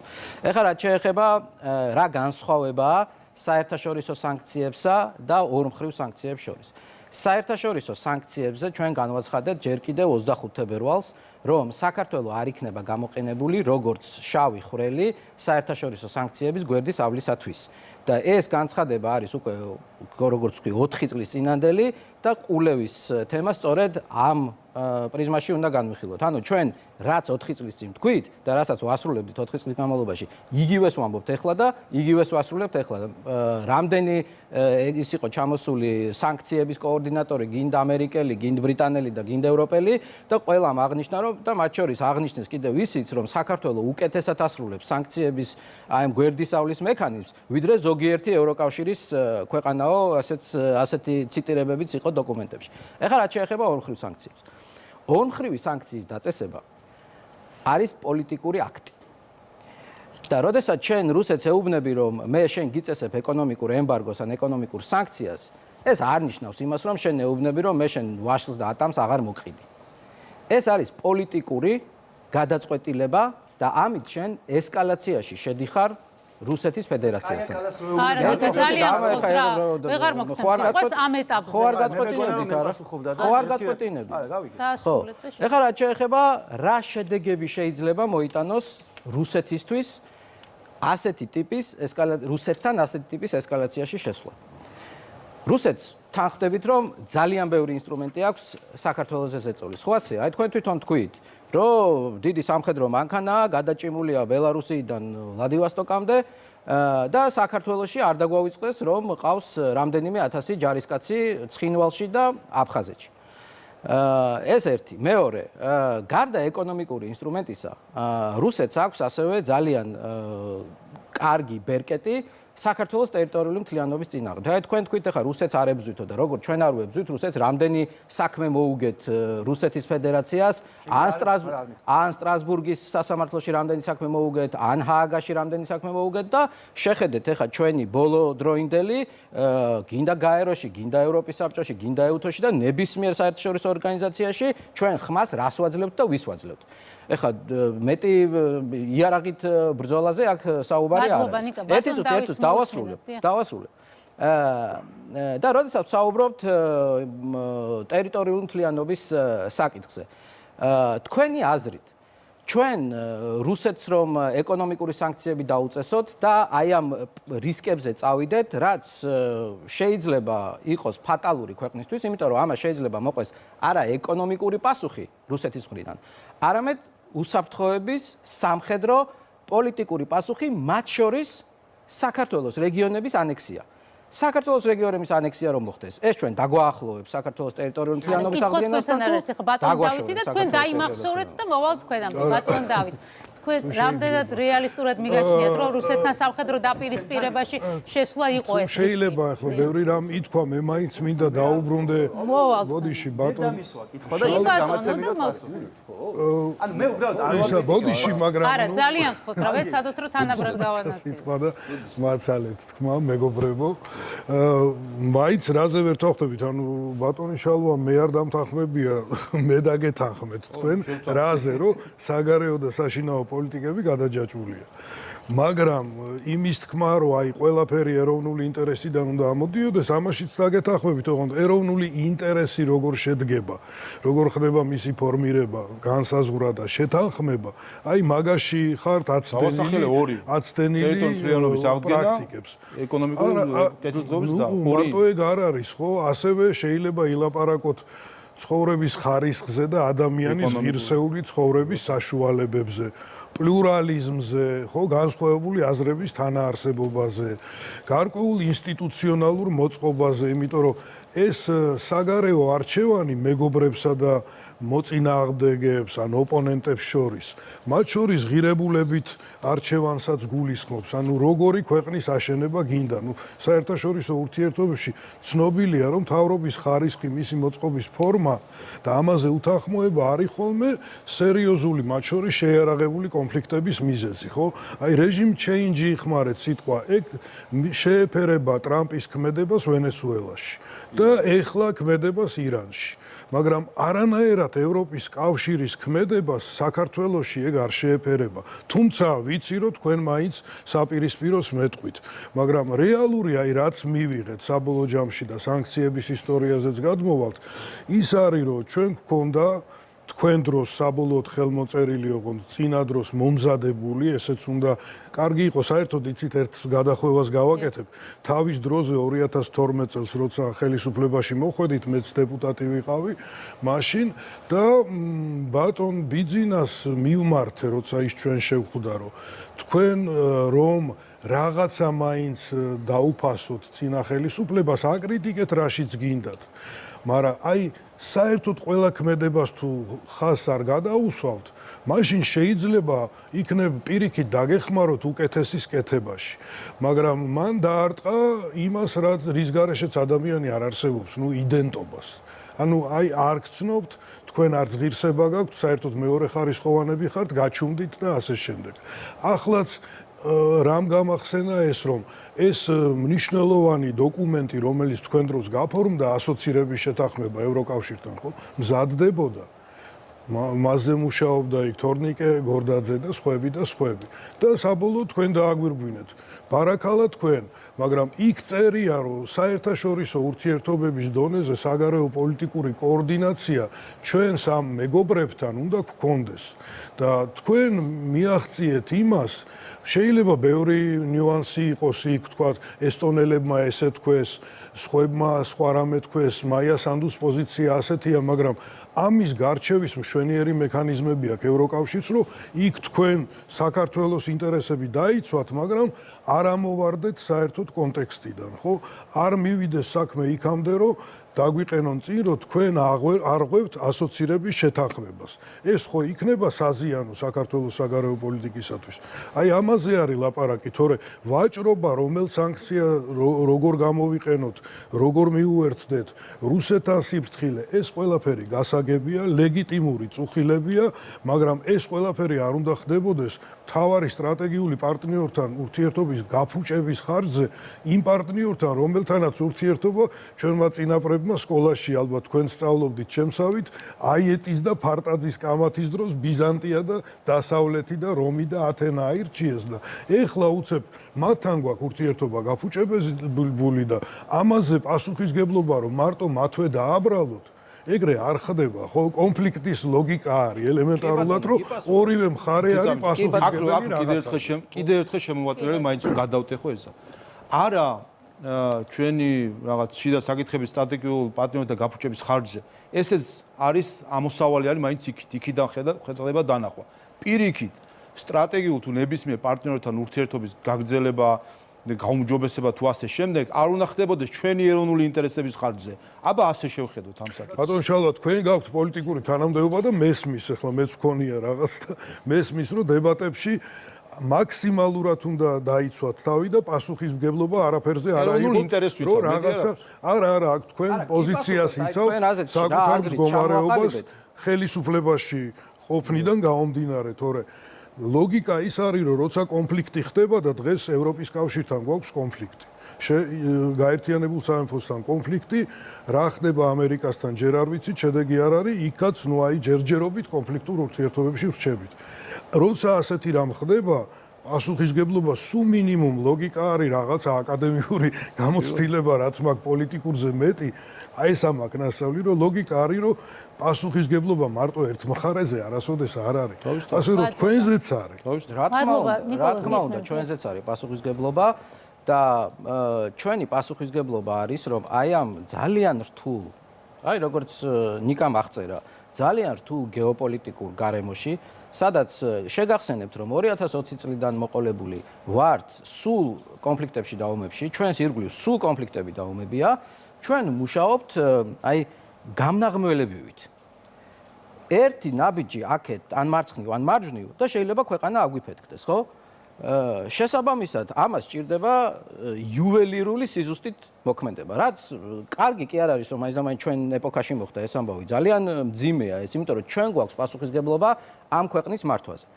ეხლა რაც შეეხება დაპირისპირებას ევროპის კავშირთან. ევროპის კავშირთან დაპირისპირების სპირალი იწყება რუსეთის მიერ უკრაინაში შეჭრის შემდეგ. ხო ასეა? დროში ემთხვევა, მაგრამ მაგაზე ჩემი ახსნა მაქვს უსაშუალება. ანუ ჩვენ ამას ვუყურებთ, როგორც რუსეთ-უკრაინის ომიდან გამომდინარე და გამომდინარე მოვლენას და შესაბამისად აქაც დაუბრუნდები ჩემს წინა ნათქვამს, რომ ჩვენ არ უნდა გვიყურონ რუსეთის ჭრილში. ჩვენ არ უნდა შევხედონ ისე, რომ აი საქართველოს რა და როგორ შეუძლია ავნოს რუსეთს. ანუ ჩვენ არ უნდა ვიყოთ რუსეთის გამაღიზიანებელი და არ უნდა შევხედონ თქვენ აბრალებთ რომ ეგრე გიყურებენ, მაგრამ მაშინ რა ახსნა აქვს, რომ საქართველოსგან 4 წელია ითხოვენ რუსეთისთვის ეკონომიკური სანქციების დაწესებას და იგივეს არ ითხოვენ მოლდოვისგან, რომელიც არის ასევე კანდიდატი ქვეყანა. რატომ არ ითხოვენ მოლდოვისგან იგივეს? რა ინტერესია კონკრეტული ევროკავშირს, რომ საქართველოს დაუწესოს მაინც და მაინც რუსეთ სანქციები, რომლის ვაჭრობა რუსეთთან არის 0.3% მთელი რუსეთის ვაჭრობა. ესე იგი არ ყოფილა სანქციები მთავარი თუ მოლდოვასგან არ ითხოვენ და საქართველოს. ხო და ამაშია საქმე. ხო და ამაშია საქმე და მე თქვენ გეუბნებით, რომ ჩვენი ურთიერთობის გაფუჭების მთავარი ეს კანონები არ არის. ანუ ეს კანონები არ არის. ეს კანონები მერე იყო. კანონები 24 წელს იყო, ხო? ანუ ქრონოლოგიურად რო გავყვეთ, ჩვენი ურთიერთობები 22 წელს გაფუჭდა და კანონები 24 წელს იყო. ანუ რაც ნიკამ თქვა, რომ კანონების გამო დავაზუსტებ, 22 წელს დაიწყო გაფუჭება, მაგრამ 23 წელს მივიღეთ კანდიდატის სტატუსი, ისევ თქვენი ხელისუფლების პირობებში, ხო? კი ბატონო. ანუ პროგრესიც იყო. კი, მივიღეთ და ეს რა ფასად დაგვიждდა, ბატონო დავით, გაფუჭდა რეალურად საბოლოოდ 24-დან. რა ფასად დაგვიждდა ეს კანდიდატის სტატუსის მიღება? რამდენ დედაქალაქში ჩავედით, ვის არ ვესაუბრეთ, ვის არ აუხსენით? ეს ყველაფერი იყო ძალიან დიდი კარგი, მაგრამ ეხლა დიპლომატიური ძალისხმევის სანქციების გამო იკარგება, ეხლა გონია. ეხლა ეს ყველაფერი ამის შემდეგ და ბატონმა ვახტანგმა სწორად თქვა, იმის გამო რომ ჩვენ არ ვიყავით კომფორტული ხელისუფლება და მათთვის კომფორტული ხელისუფლება და არ გავყევით მათ ყველაფერი იმაში, რაც მათ გთხოვეს, შესაბამისად მათ გადაწყვიტეს რომ სხვა ძალებზე დაედოთ ფსონი და შესაბამისად მათ გადაწყვიტეს სამწუხაროდ არაფერში გაყევით. რაღაცაში მაინც გაყოლოდით და არ დადგებოდა მე მგონი მნიშვნელოვანია ეს შალვა და შემდეგ უკვე ვახოთ ჩვენ. ეს მომენტიც მნიშვნელოვანია. სხვათა შორის 2022 წლის თებერვალი ამ ხრივაც მძიმე იყო რამ ხრივ. რატომ? და წერამს თქვი მე რომ იდეოლოგიური ლოიალობის ტესტად აღიქმება ხოლმე. აი ხა თუნდაც აღმოსავლეთში კონფლიქტის რაღაც ახალი ფაზები რომ დაიწყო, აბა რომელ მხარეს დაიჭერ, როგორ განცხადებას გააკეთებ, რამდენად ხმამაღალი იქნები, აი ეს იდეოლოგიური ტესტები რომ გონია ვიღაცა საგარეო პოლიტიკა და არა შენი ეროვნული ინტერესის მიყოლა და ამ სწორედაც რომ ამ რეგიონში როგორც აღწერა ეს ბატონმა ნიკამ სიფრთხილე და პრაგმატიზმი, აი ეს არის ერთ-ერთი მთავარი გამოწვევა და თებერვალი ზუსტად ასეთი იყო. თებერვალი-მარტი მაშინ 2022 წლის. როდესაც ჩვენ საქართველოს ხელისუფლებამ თქვა, რომ არ დააწესებს სანქციებს და ეს იყო მაშინ სანქციები, არ დააწესებს სანქციებს, თუმცა უზრუნველყოფს რომ არ იქნება გვერდისავლა, სხვათა შორის 28 თებერვალს იყო თუ არ ვცდებით 27-ში, ანუ ომიდან 3 დღეში VTB ბანკი ისე შეაჩერა მან მოქმედება, რომ არავინ დიდად ეს არაფერი არც იგრძნო. იმიტომ რომ მათ შორის სახელმწიფომ საკუთარი როლი შეასრულა ამაში, ან მოკლედ პირობები შეიქმნა ამისი. სახელმწიფო ამას უზრუნველყოფს, მაგრამ ამის საპირწონოდ რა მივიღეთ უცხოეთიდან დაფინანსებული ორგანიზაციები და პოლიტიკური ოპოზიცია, რომელიც დადგა პარლამენტის წინ და ითხოვდა გაუშვი მებრძოლები. დღემდე არც ერთ ქვეყანას არ გაუშვია ორგანიზებულად გაუგზავნია მებრძოლები უკრაინაში. გააგზავნეს მაინც და მაინც საქართველოსთან მებრძოლები, ჩაკეტეცა, დააწესე ვიზები, დააწესე სანქციები, ასე შემდეგ და ვინ? ისევ ჩვენები და უბრუნდები იმ საკითხს, რომ თქვითო დაფასება უნდა და გარკვეული საზოგადოებრივი თანხმობები არის საჭირო. მე მგონი თქვენ არასწორად ციტირებთ, ან იხსენებთ იმ მიდგომას, რომელიც ქართულ ოცნებას ჰქონდა 2012 წელს და ცნობილი ფრაზა არის სწორედ ბიძინა ივანიშვილის, რომელიც თქვა, რომ თქვენ პოლიტიკურ ოპონენტებს ამ შემთხვევაში გულისხმობდა სააკაშვილთან შეხვედრა რომ იყო პირველი, მოგეპყრობით არა ისე როგორც იმსახურებთ, არამედ ამას როგორც იმსახურებს ამას ქართველი ხალხი. და ეს იყო ზუსტად განაცხადი იმის, რომ მნიშვნელოვანი არის საზოგადოებრივი თანხმობა. და რა მივიღეთ ჩვენ ამის შემდეგ? მივიღეთ 22 წელს. მივიღეთ რომ ზუსტად ის ძალები, რომლებიც და ჯგუფები, რომლებიც ფინანსდებოდნენ გარედან, ითხოვდნენ ბომბების ცეცხლს, შესაძლებლობის ფანჯარის გამოყენებას, შემდეგ რომ შევიტანეთ განაცხადი კანდიდატობაზე, გახსოვთ მაშინ რა იყო?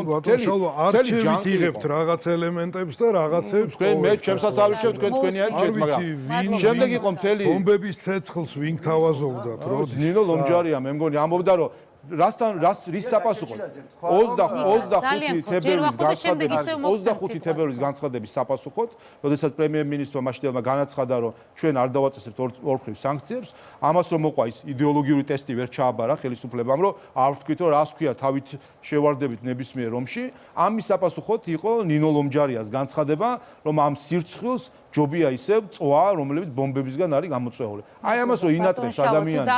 ხო, გასაგებია. ახლა ბუნებრივად გადავედით უკვე უსაფრთხოებასთან დაკავშირებულ გამოწვევებზე, ახლა რას ფიქრობთ, რამდენად დამაჯერებელია თქვენთვის, რომ გარკვეული პოლიტიკური წრეები დასავლეთში ელოდნენ საქართველოსგან მეორე ფრონტის გახსნას, გარკვეულ ნაბიჯებს გამდენ იმისთვის, რომ ებიძგათ აი ამ მიმართულებით ქვეყნას.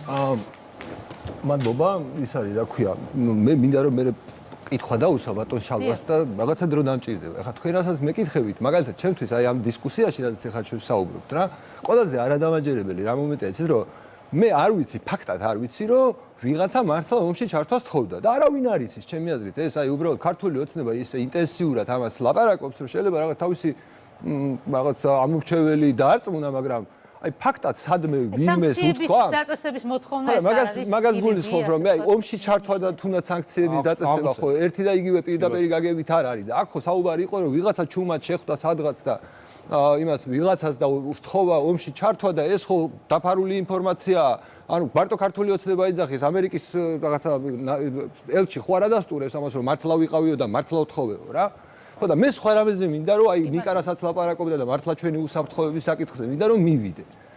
აი წერან რასაც მე ჩარჩო შემოგთავაზეთ. მე მგონი რაღაცა გაგებით, მე მგონი მეთანხმებოდით რა ამ ჩარჩოში.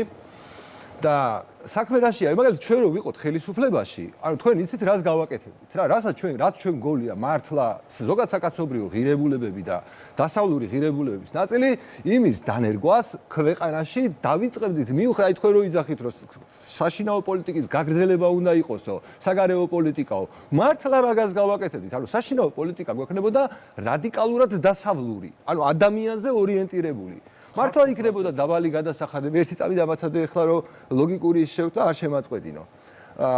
მართლა უნდა ყოფილიყო დაბალი გადასახადები, სახელმწიფო არ უნდა ყოფილიყო ჩარეული ბიზნესში, სიტყვის თავისუფლება უნდა ყოფილიყო გარანტირებული, სასამართლოზე მართლა მუშაობა უნდა ყოფილიყო დაწყებული, რაც გამოიწევდა რომ მართლა ვიღაცა წერან როიძახით რომ არ შემოდიანო ინვესტორებიო, მართლა უნდა შემოსულიყო, დაინტერესებული ხალხი უნდა გაჩენილიყო ასეთი პატარა ქვეყნით, იმიტომ რომ ჩვენ ახლა მექანიზმი არ გავგაჩნია, როგორ უნდა ვიპოვოთ მოკავშირეები. იმიტომ რომ ხვეწრა მუდარით მოკავშირეს ხო აი თქვენ რო ჩადიხართ და ვიღაცას შეეხვეწებით მოდი ჩემი მოკავშირე იყავიო ის ხო ვერ იქნება შენი მოკავშირე არა ესე იგი ვიღაცა უნდა არსებობდეს რომელიც დაინტერესებულია რომ კავკასიაში იყოს თავისუფალი ქვეყანა რომელსაც თავისი ეკონომიკური ინტერესები აქვს იმის ეკონომიკური ინტერესებს აი დერეფანიო რო ახსენეთ მართლა დაემთხვას ჩვენი ეკონომიკური ინტერესების ვიღაცების ეკონომიკური ინტერესებს რომ მე იმათ პოლიტიკურ ზედნაშენში რომელშიც შეიძლება პრობლემებია გასაცრომი გქონდეს, მისასვლელი გქონდეს, ჩვენიანები ყავდეს. და ამას ხო არ ვაკეთებთ. ეს ხო ფაქტია, რომ ამას არ ვაკეთებთ. ანუ დღემდე ბოთლებს ვებრძვით, აი წეგა რო ვიძახდი, ეს ხო ამას აგრძელებთ. ანუ არაფერი დასავლეთთან ამას კავშირი არ აქვს. ევროკავშირთან ხო აქვს? ხო და ევროკავშირის აი დეგენერატორებასთან აქვს კავშირი. აი თქვენ აი რასაც გეუბნებოდით იმდენი 4 წლის განმავლობაში, რომ ამ დეგენერატორებს რატო ვაკოპირებთ მეთქი? გენდერი ამოვიღოთ მეთქი და რო არ ამოიღეთ, იმიტომ რომ ამას ხო ევროკავშირი გთხოვსო. ეხლა რატო ბრალდებით? ამოიღეთ, ეხლა რატო ბრალდებით? ამოიღეთ? გილოცავთ. გილოცავთ, მაგრამ მაშინ ხო არ ამოიღეთ, მაშინ ისევ დაქვემდებარებულები იყავით. მაშინ ისევ სუვერენიტეტი არ ქონდათ როგორ რატომ? ესეც ახსენეთ რატომ? აი მოდი გავაგრძელებ. რადგან ეს ამბავი არ ხდება. ესე იგი რა გამოდის, რომ აი ჩვენ ვინაიდან თავდაცვა არ აგვაქვს, იმიტომ რომ რესურსებიც კი არ გვექნება 3.5 მილიონ ადამიანს, რომ იმ ხელა ეკონომიკა არ აგვაქვს, რომ ისრაელივით თავდაცვა ისეთი შევქმნათ, რომ მართლა ვიღაცას რომ რამე მოუნდეს, აი რეგიონების მიტაცება რომ მოუნდეს, რამე გავაკეთოთ, ხო?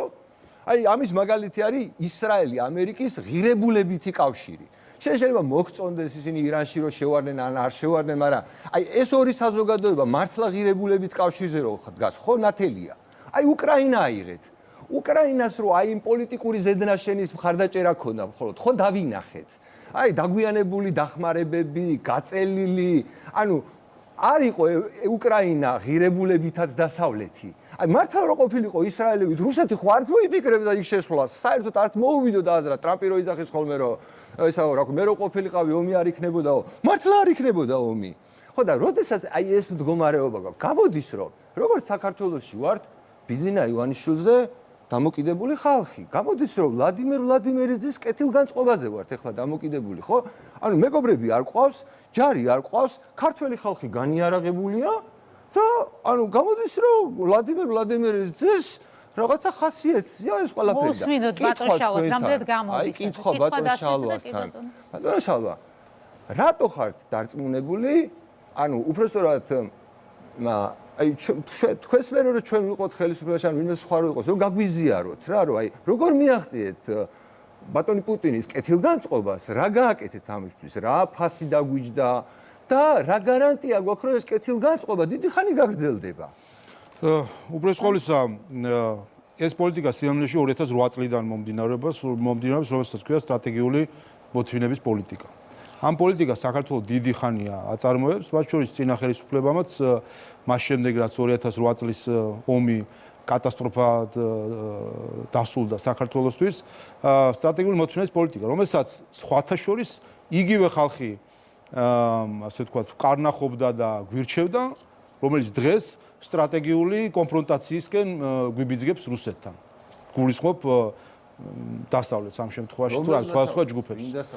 ნუ ხო ხედავთ ეხლა ესეც კი თქვენც აღნიშნეთ რომ რომელიღაცამ რომ ჭრელია, რა თქმა უნდა, სხვადასხვა არის, მათ შორის ევროკავშირიც ჭრელი არის. ხედავთ ქვეყნებს, რომლებიც ერთმანეთს არ ეთანხმებიან, ხედავთ მათ შორის თუნდაც უნგრეთს, სლოვაკეთს და პოლონეთს და არ ვიცი სხვებს შორის დაპირისპირებებს, რომელიც მონაგონია ქართულ პოლიტიკაში, რაც დაპირისპირება თუნდაც ლექსიკით. და ხედავთ მათ შორის სხვადასხვა ქვეყანაში პოლიტიკურ ჯგუფებს. მოკლედ იქაც ჭრელია, რა თქმა უნდა, მაგრამ ხედავთ რომ არის ინტერესი ზოგიერთების მხრიდან რომ კონფრონტაციაში შევიდეთ რუსეთთან.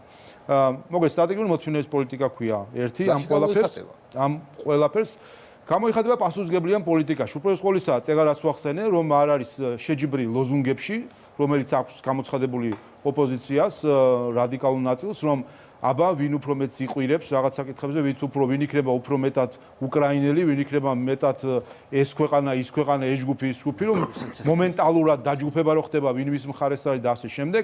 ჩვენ და ეს არის სწორედ ყველაზე უმწიფარი პოლიტიკა, რომელიც საგარეო პოლიტიკა კი არა, სინამდვილეში ეს არის იდეოლოგიური ლოიალობის დადასტურების სურვილი. რომ ყოველ ჯერზე დაუდასტურო ბრიუსელს, ვაშინგტონს, ადრე მოსკოვს udasturებდით, სხვა დროს სხვა დიდი ქვეყნების თუ იმპერიების დედაქალაქები იყო, აი ახლა სურვილი რომ დაუდასტურო შენი იდეოლოგიური პოლიტიკური ლოიალობა. და ჩვენ ამოვატრიალეთ ეს ყველაფერი და ჩვენი ცენტრი არის ეროვნული ინტერესი. მნიშვნელობა არა განსხვავებას, რომ საბჭოთა კავშირი იყო ტოტალიტარული სისტემა, სადაც არ არსებობდა არც სასამართლო, არც ადამიანის უფლებები და ერთი პარტია იყო მუდმივად. და ბრიუსელი არის ორგანიზაცია, რომელიც ჩემთვის შეიძლება თქვენთვის არა, მაგრამ მაინც მიუხედავად 1000 ნაკლოვანებისა იდეალური არაფერი არ არის ამ ქვეყანაზე, დგას სამი ძირითადი პრინციპის სადარაჯოზე და აქ იდეოლოგიური კავშირი თუ არ ქმევთ ამას, აი ეს იგულისხმება ჩემთვის.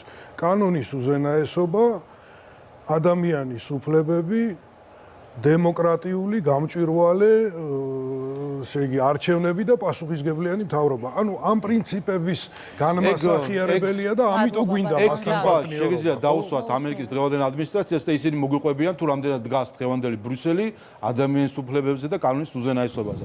და სხვა დედაქალაქი რატო არ დგას? თავარი კრიტიკა წერაც ახსენეთ JD Vance-ის თავარი კრიტიკა სწორედ ამას შეეხება ევროკავშირი და მეორე მაგრამ JD Vance-ის აზრები არ ნაკლებად აქტუალურია ჩემთვის. რა თქმა უნდა, არ ვარ და მე სხვა რაღაცას ვამბობ, საით იყურება რითი ზომავს. ადრე ვიღაცა იყურებოდა მოსკოვისკენ, ვიღაცა სხვა დედაქალაქის და დღეს იყურება ვიღაცა ბრიუსელისკენ. რაც შეეხება იმას თუ რაზე დგას, სამწუხაროდ ამ ხრივაც მართალი არის ამერიკის შეერთებული შტატების ადმინისტრაცია, ოდესაც ცივილიზაციურ კოლაფსზე თუ ოფსკულზე საუბრობს და თუნდაც იმედზე თავდასხმა ლონდონის მხრიდან თუ კიდე დედაქალაქს ავიღებთ, ამის კარგი დასტურია. სათხედავთ ამ კანონის უზენაესობას, სამართლებრივ პროცედურებს, სათხედავთ მედიის თავისუფლების დაცვას, სათხედავთ საერთოდ რაიმე პრინციპს, რომელსაც ამდენი ხანი გვიჩიჩინებდნენ, რომ არის ნაწილი ამ ყველაფერს. გაერთიანებული სამეფოს მთავრობამ ჩათვალა და ამაში მე ვეთანხმები, მაგრამ თქვენ არა. ბატონ დავით, ძალიან ჩათვლით არის, არის პოლიტიკური გადაწყვეტილება მიიღო. მას აქვს ამის უფლება, რომ გადაწყვეტილება მიიღოს. ეს მიგაჩნიათ კანონის უზენაესობა პოლიტიკური გადაწყვეტილებით მედიის მოკვლაგებით. მასთან დაპირისპირებული რუსული პროპაგანდის მესიჯები და იმედის გარკვეული მესიჯები ერთ-ერთზე ემთხოვა ერთმანეთს. სხვა რამე კი არ არის, სხვა რამე კი არის შედარება თვითნებობა და კანონის უზენაესობის დარღვევა, სხვა რამე კი არ არის, როდესაც პოლიტიკური გადაწყვეტილებით სამართლებრივი პროცედურის გარეშე, სასამართლოს გარეშე, პოლიტიკური გადაწყვეტილებით გინდა რომ დახურო მედია. ხო ეს გააკეთა. ხო ეს მიზანია, დახურონ მედია პოლიტიკური გადაწყვეტილებით. ამის პასუხისმგებლიანი პასუხი ჩემის აზრით თქვენგან რა იქნებოდა, იცით, რომ არ ქონოდა ადგილი რუსული დეზინფორმაციის განმეორებას ევროკავშირის მიმართ. რომელიც არც მედია დეზინფორმაციას ეროვნება არ აქვს. დეზინფორმაცია იმედის დასანქცირებასთან დაკავშირებით ეწერა არის ის, რომ იმედი ავრცელებს ინფორმაციას, რომ უკრაინა არის კორუმპირებული სახელმწიფო. ეს აბსურდი იყო, მე მგონი. საერთაშორისო გამჭვირვალობის ინდექსს რო ჩახედავთ, უკრაინა თუ არ ვწდები არის 151 ადგილზე კორუმპირებულობის ინდექსში. ანუ ამას რომ მოიყვან ეხლა არგუმენტად, არა, ამას რომ მოიყვან არგუმენტად. სხვა არაფერია თუ არა გამოხატვის თავისუფლების წინააღმდეგ ბრძოლა. ამას აკეთებს ხო სინამდვილე. მადლობა, დაუბრუნდეთ ვახოს დასმოკითხვას, რომელსაც საوارთვის დრო გასაგებია. არასოდეს არ მithქვავს, მე პირადად არ მიყვარს ესეთი ბრალდებები, თუ ამის საბუთები არ ამაქვს, რომ დაგიძახოთ რუსული ოცნება. მაგრამ სალავიოვისთვის, დუგინისათვის მართლა რუსულ ოცნებად აღიქმება ისინი, რასაც ამბობენ. უხარიათ, რომ თქვენ ხართ დაპირისპირებული ბრიუსელთან. რატო ახარებთ? აქაც უხარიათ. აი ამ კითხვაზე და ბარემ გავაერთიანეთ, რომ არ უხაროდეთ მათ და იგივე შეცდომას უშვებთ. თქვენ ზომავთ თქვენ საქციელს, ჩემს საქციელს, თქვენი ქვეყნის საქციელს სხვების თვალით. იმან როგორ დაინახა, ამან როგორ შეაფასა. ეგ ადამიანი შეასრულა.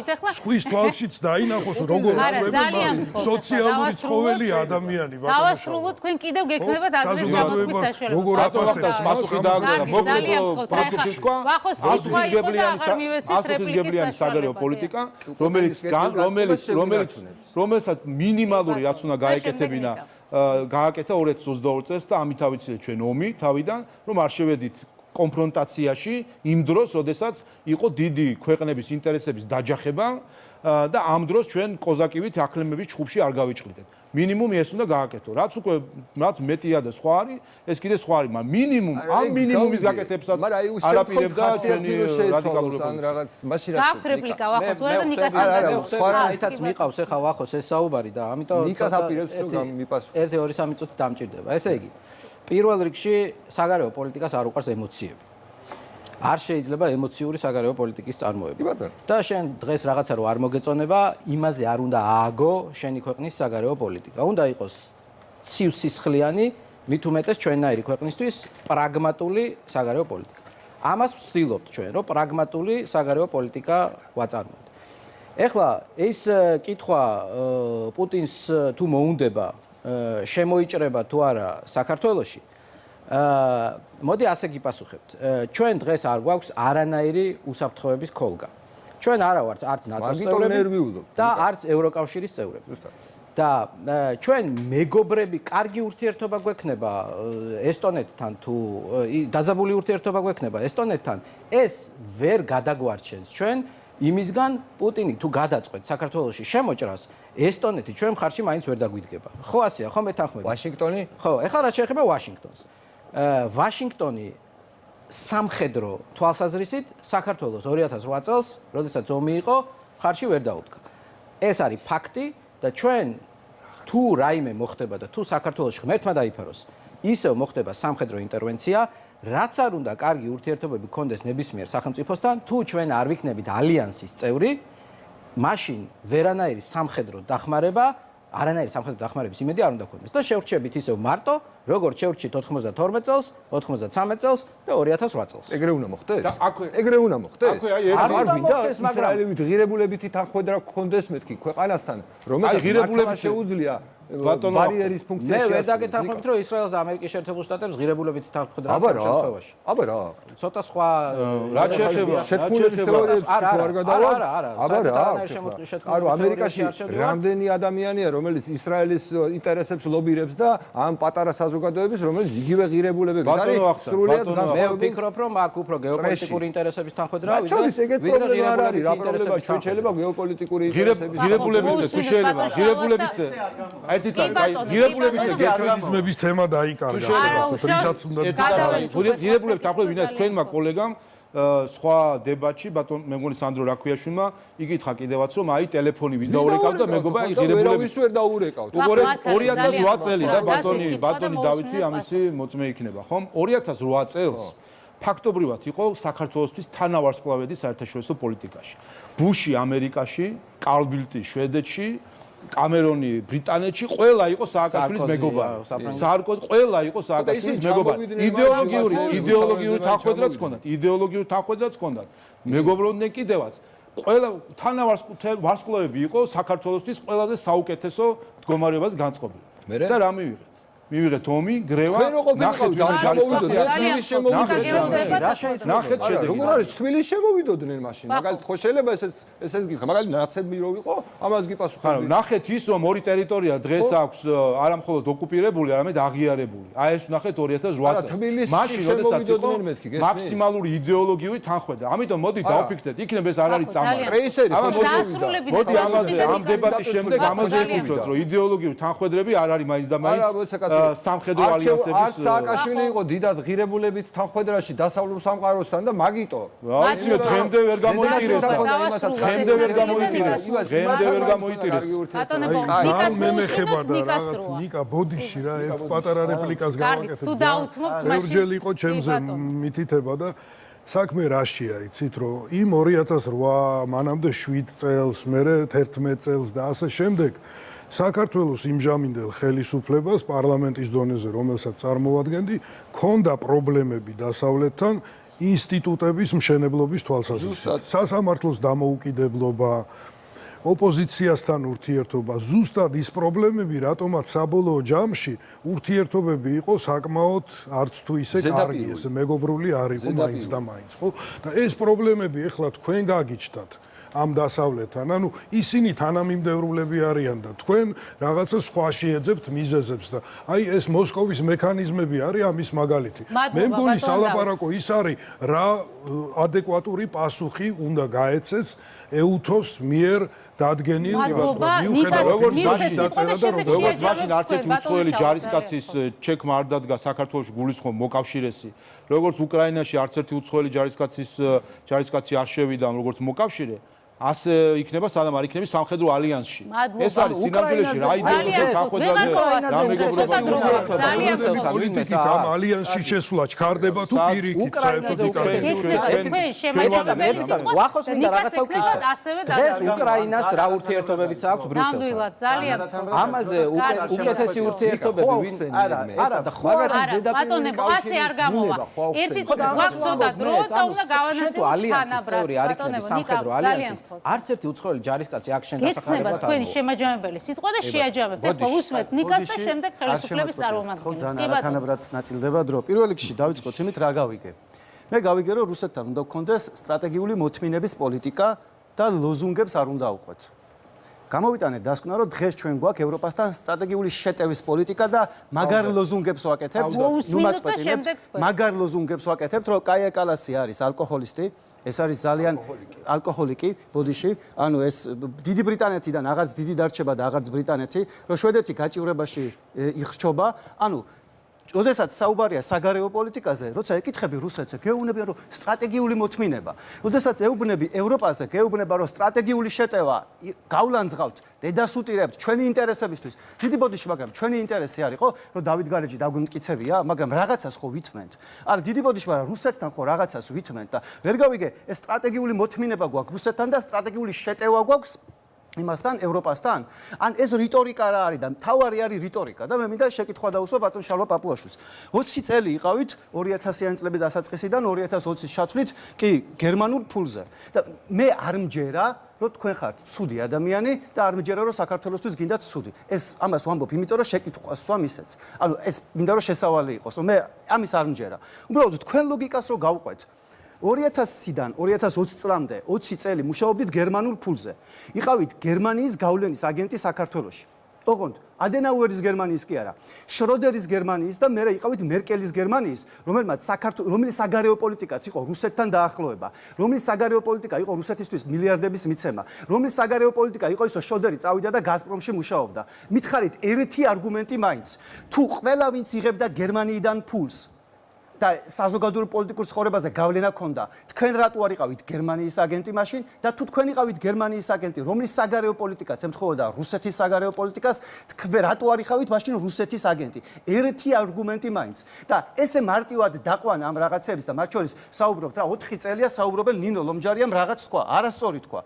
4 დღის წინ გია გაჩეჩილაძემ თქვა რომ მაყაშვილი მოკლა არა რუსეთმა და საბჭოეთმა, არამედ საქართველოს ხელისუფლებამ. მე ხო არ ვზივარ აქ და არ ველაპარაკები შალვა პაპუაშვილს რომ იცით რა მარო მაყაშვილზე თქვენ რა თქვითქო. მე რატომ ელაპარაკებით იმაზე რომ სადღაც ვიღაცამ რაღაც თქვა, რამდენ ქართული ოცნების ხარდამჭერს, ინფლუენსერს ან დეპუტატს სადღაც რაღაც ერთხელ უთქვამს, ამის ესე განზოგადება და პოლიტიკის რანგში აყვანა არის არასწორი. და მთავარი, როდესაც გერმანიის საგარეო პოლიტიკა იყო მთლიანად ემთხვეოდა რუსეთის საგარეო პოლიტიკას და თქვენ იყავით გერმანიის გავლენის აგენტი და იღებდით ფულს, რატო არ გამოდის რომ 20 წელი ემსახურებოდით რუსულ და გერმანულ ინტერესებს და რა იყო ის სივრცე, როცა საქართველოს ინტერესები და გერმანიის ინტერესები მაშინ ერთმანეთს ემთხვეოდა და აკეთებდით კარგ საქმეს. ესაა შეკითხვა. დაასრულეთ. ძალიან ცოტა დრო გვაქვს და შეჯამება უნდა მოვისმინოთ. ისეთები ვილაპარაკეთო გერმანიის ელჩი ჩემზე ხო გადაკიდებული, ახლა თქვენ გადაგეკიდებათ ისეთები ვილაპარაკეთ გერმანიის საგარეო პოლიტიკას. უბრალოდ არ გაარიდოთ. იმიტომ ეს ადამიანი მაშინაც დიპლომატიურ სამსახურში იყო და ფაქტობრივად მასაც დაესხით ახლა თავს. ხო, ნუ თქვენ ახლა საგარეო პოლიტიკას თუ გადმოიტანთ ჩემზე, ხა ეგ არ ვიცი მე.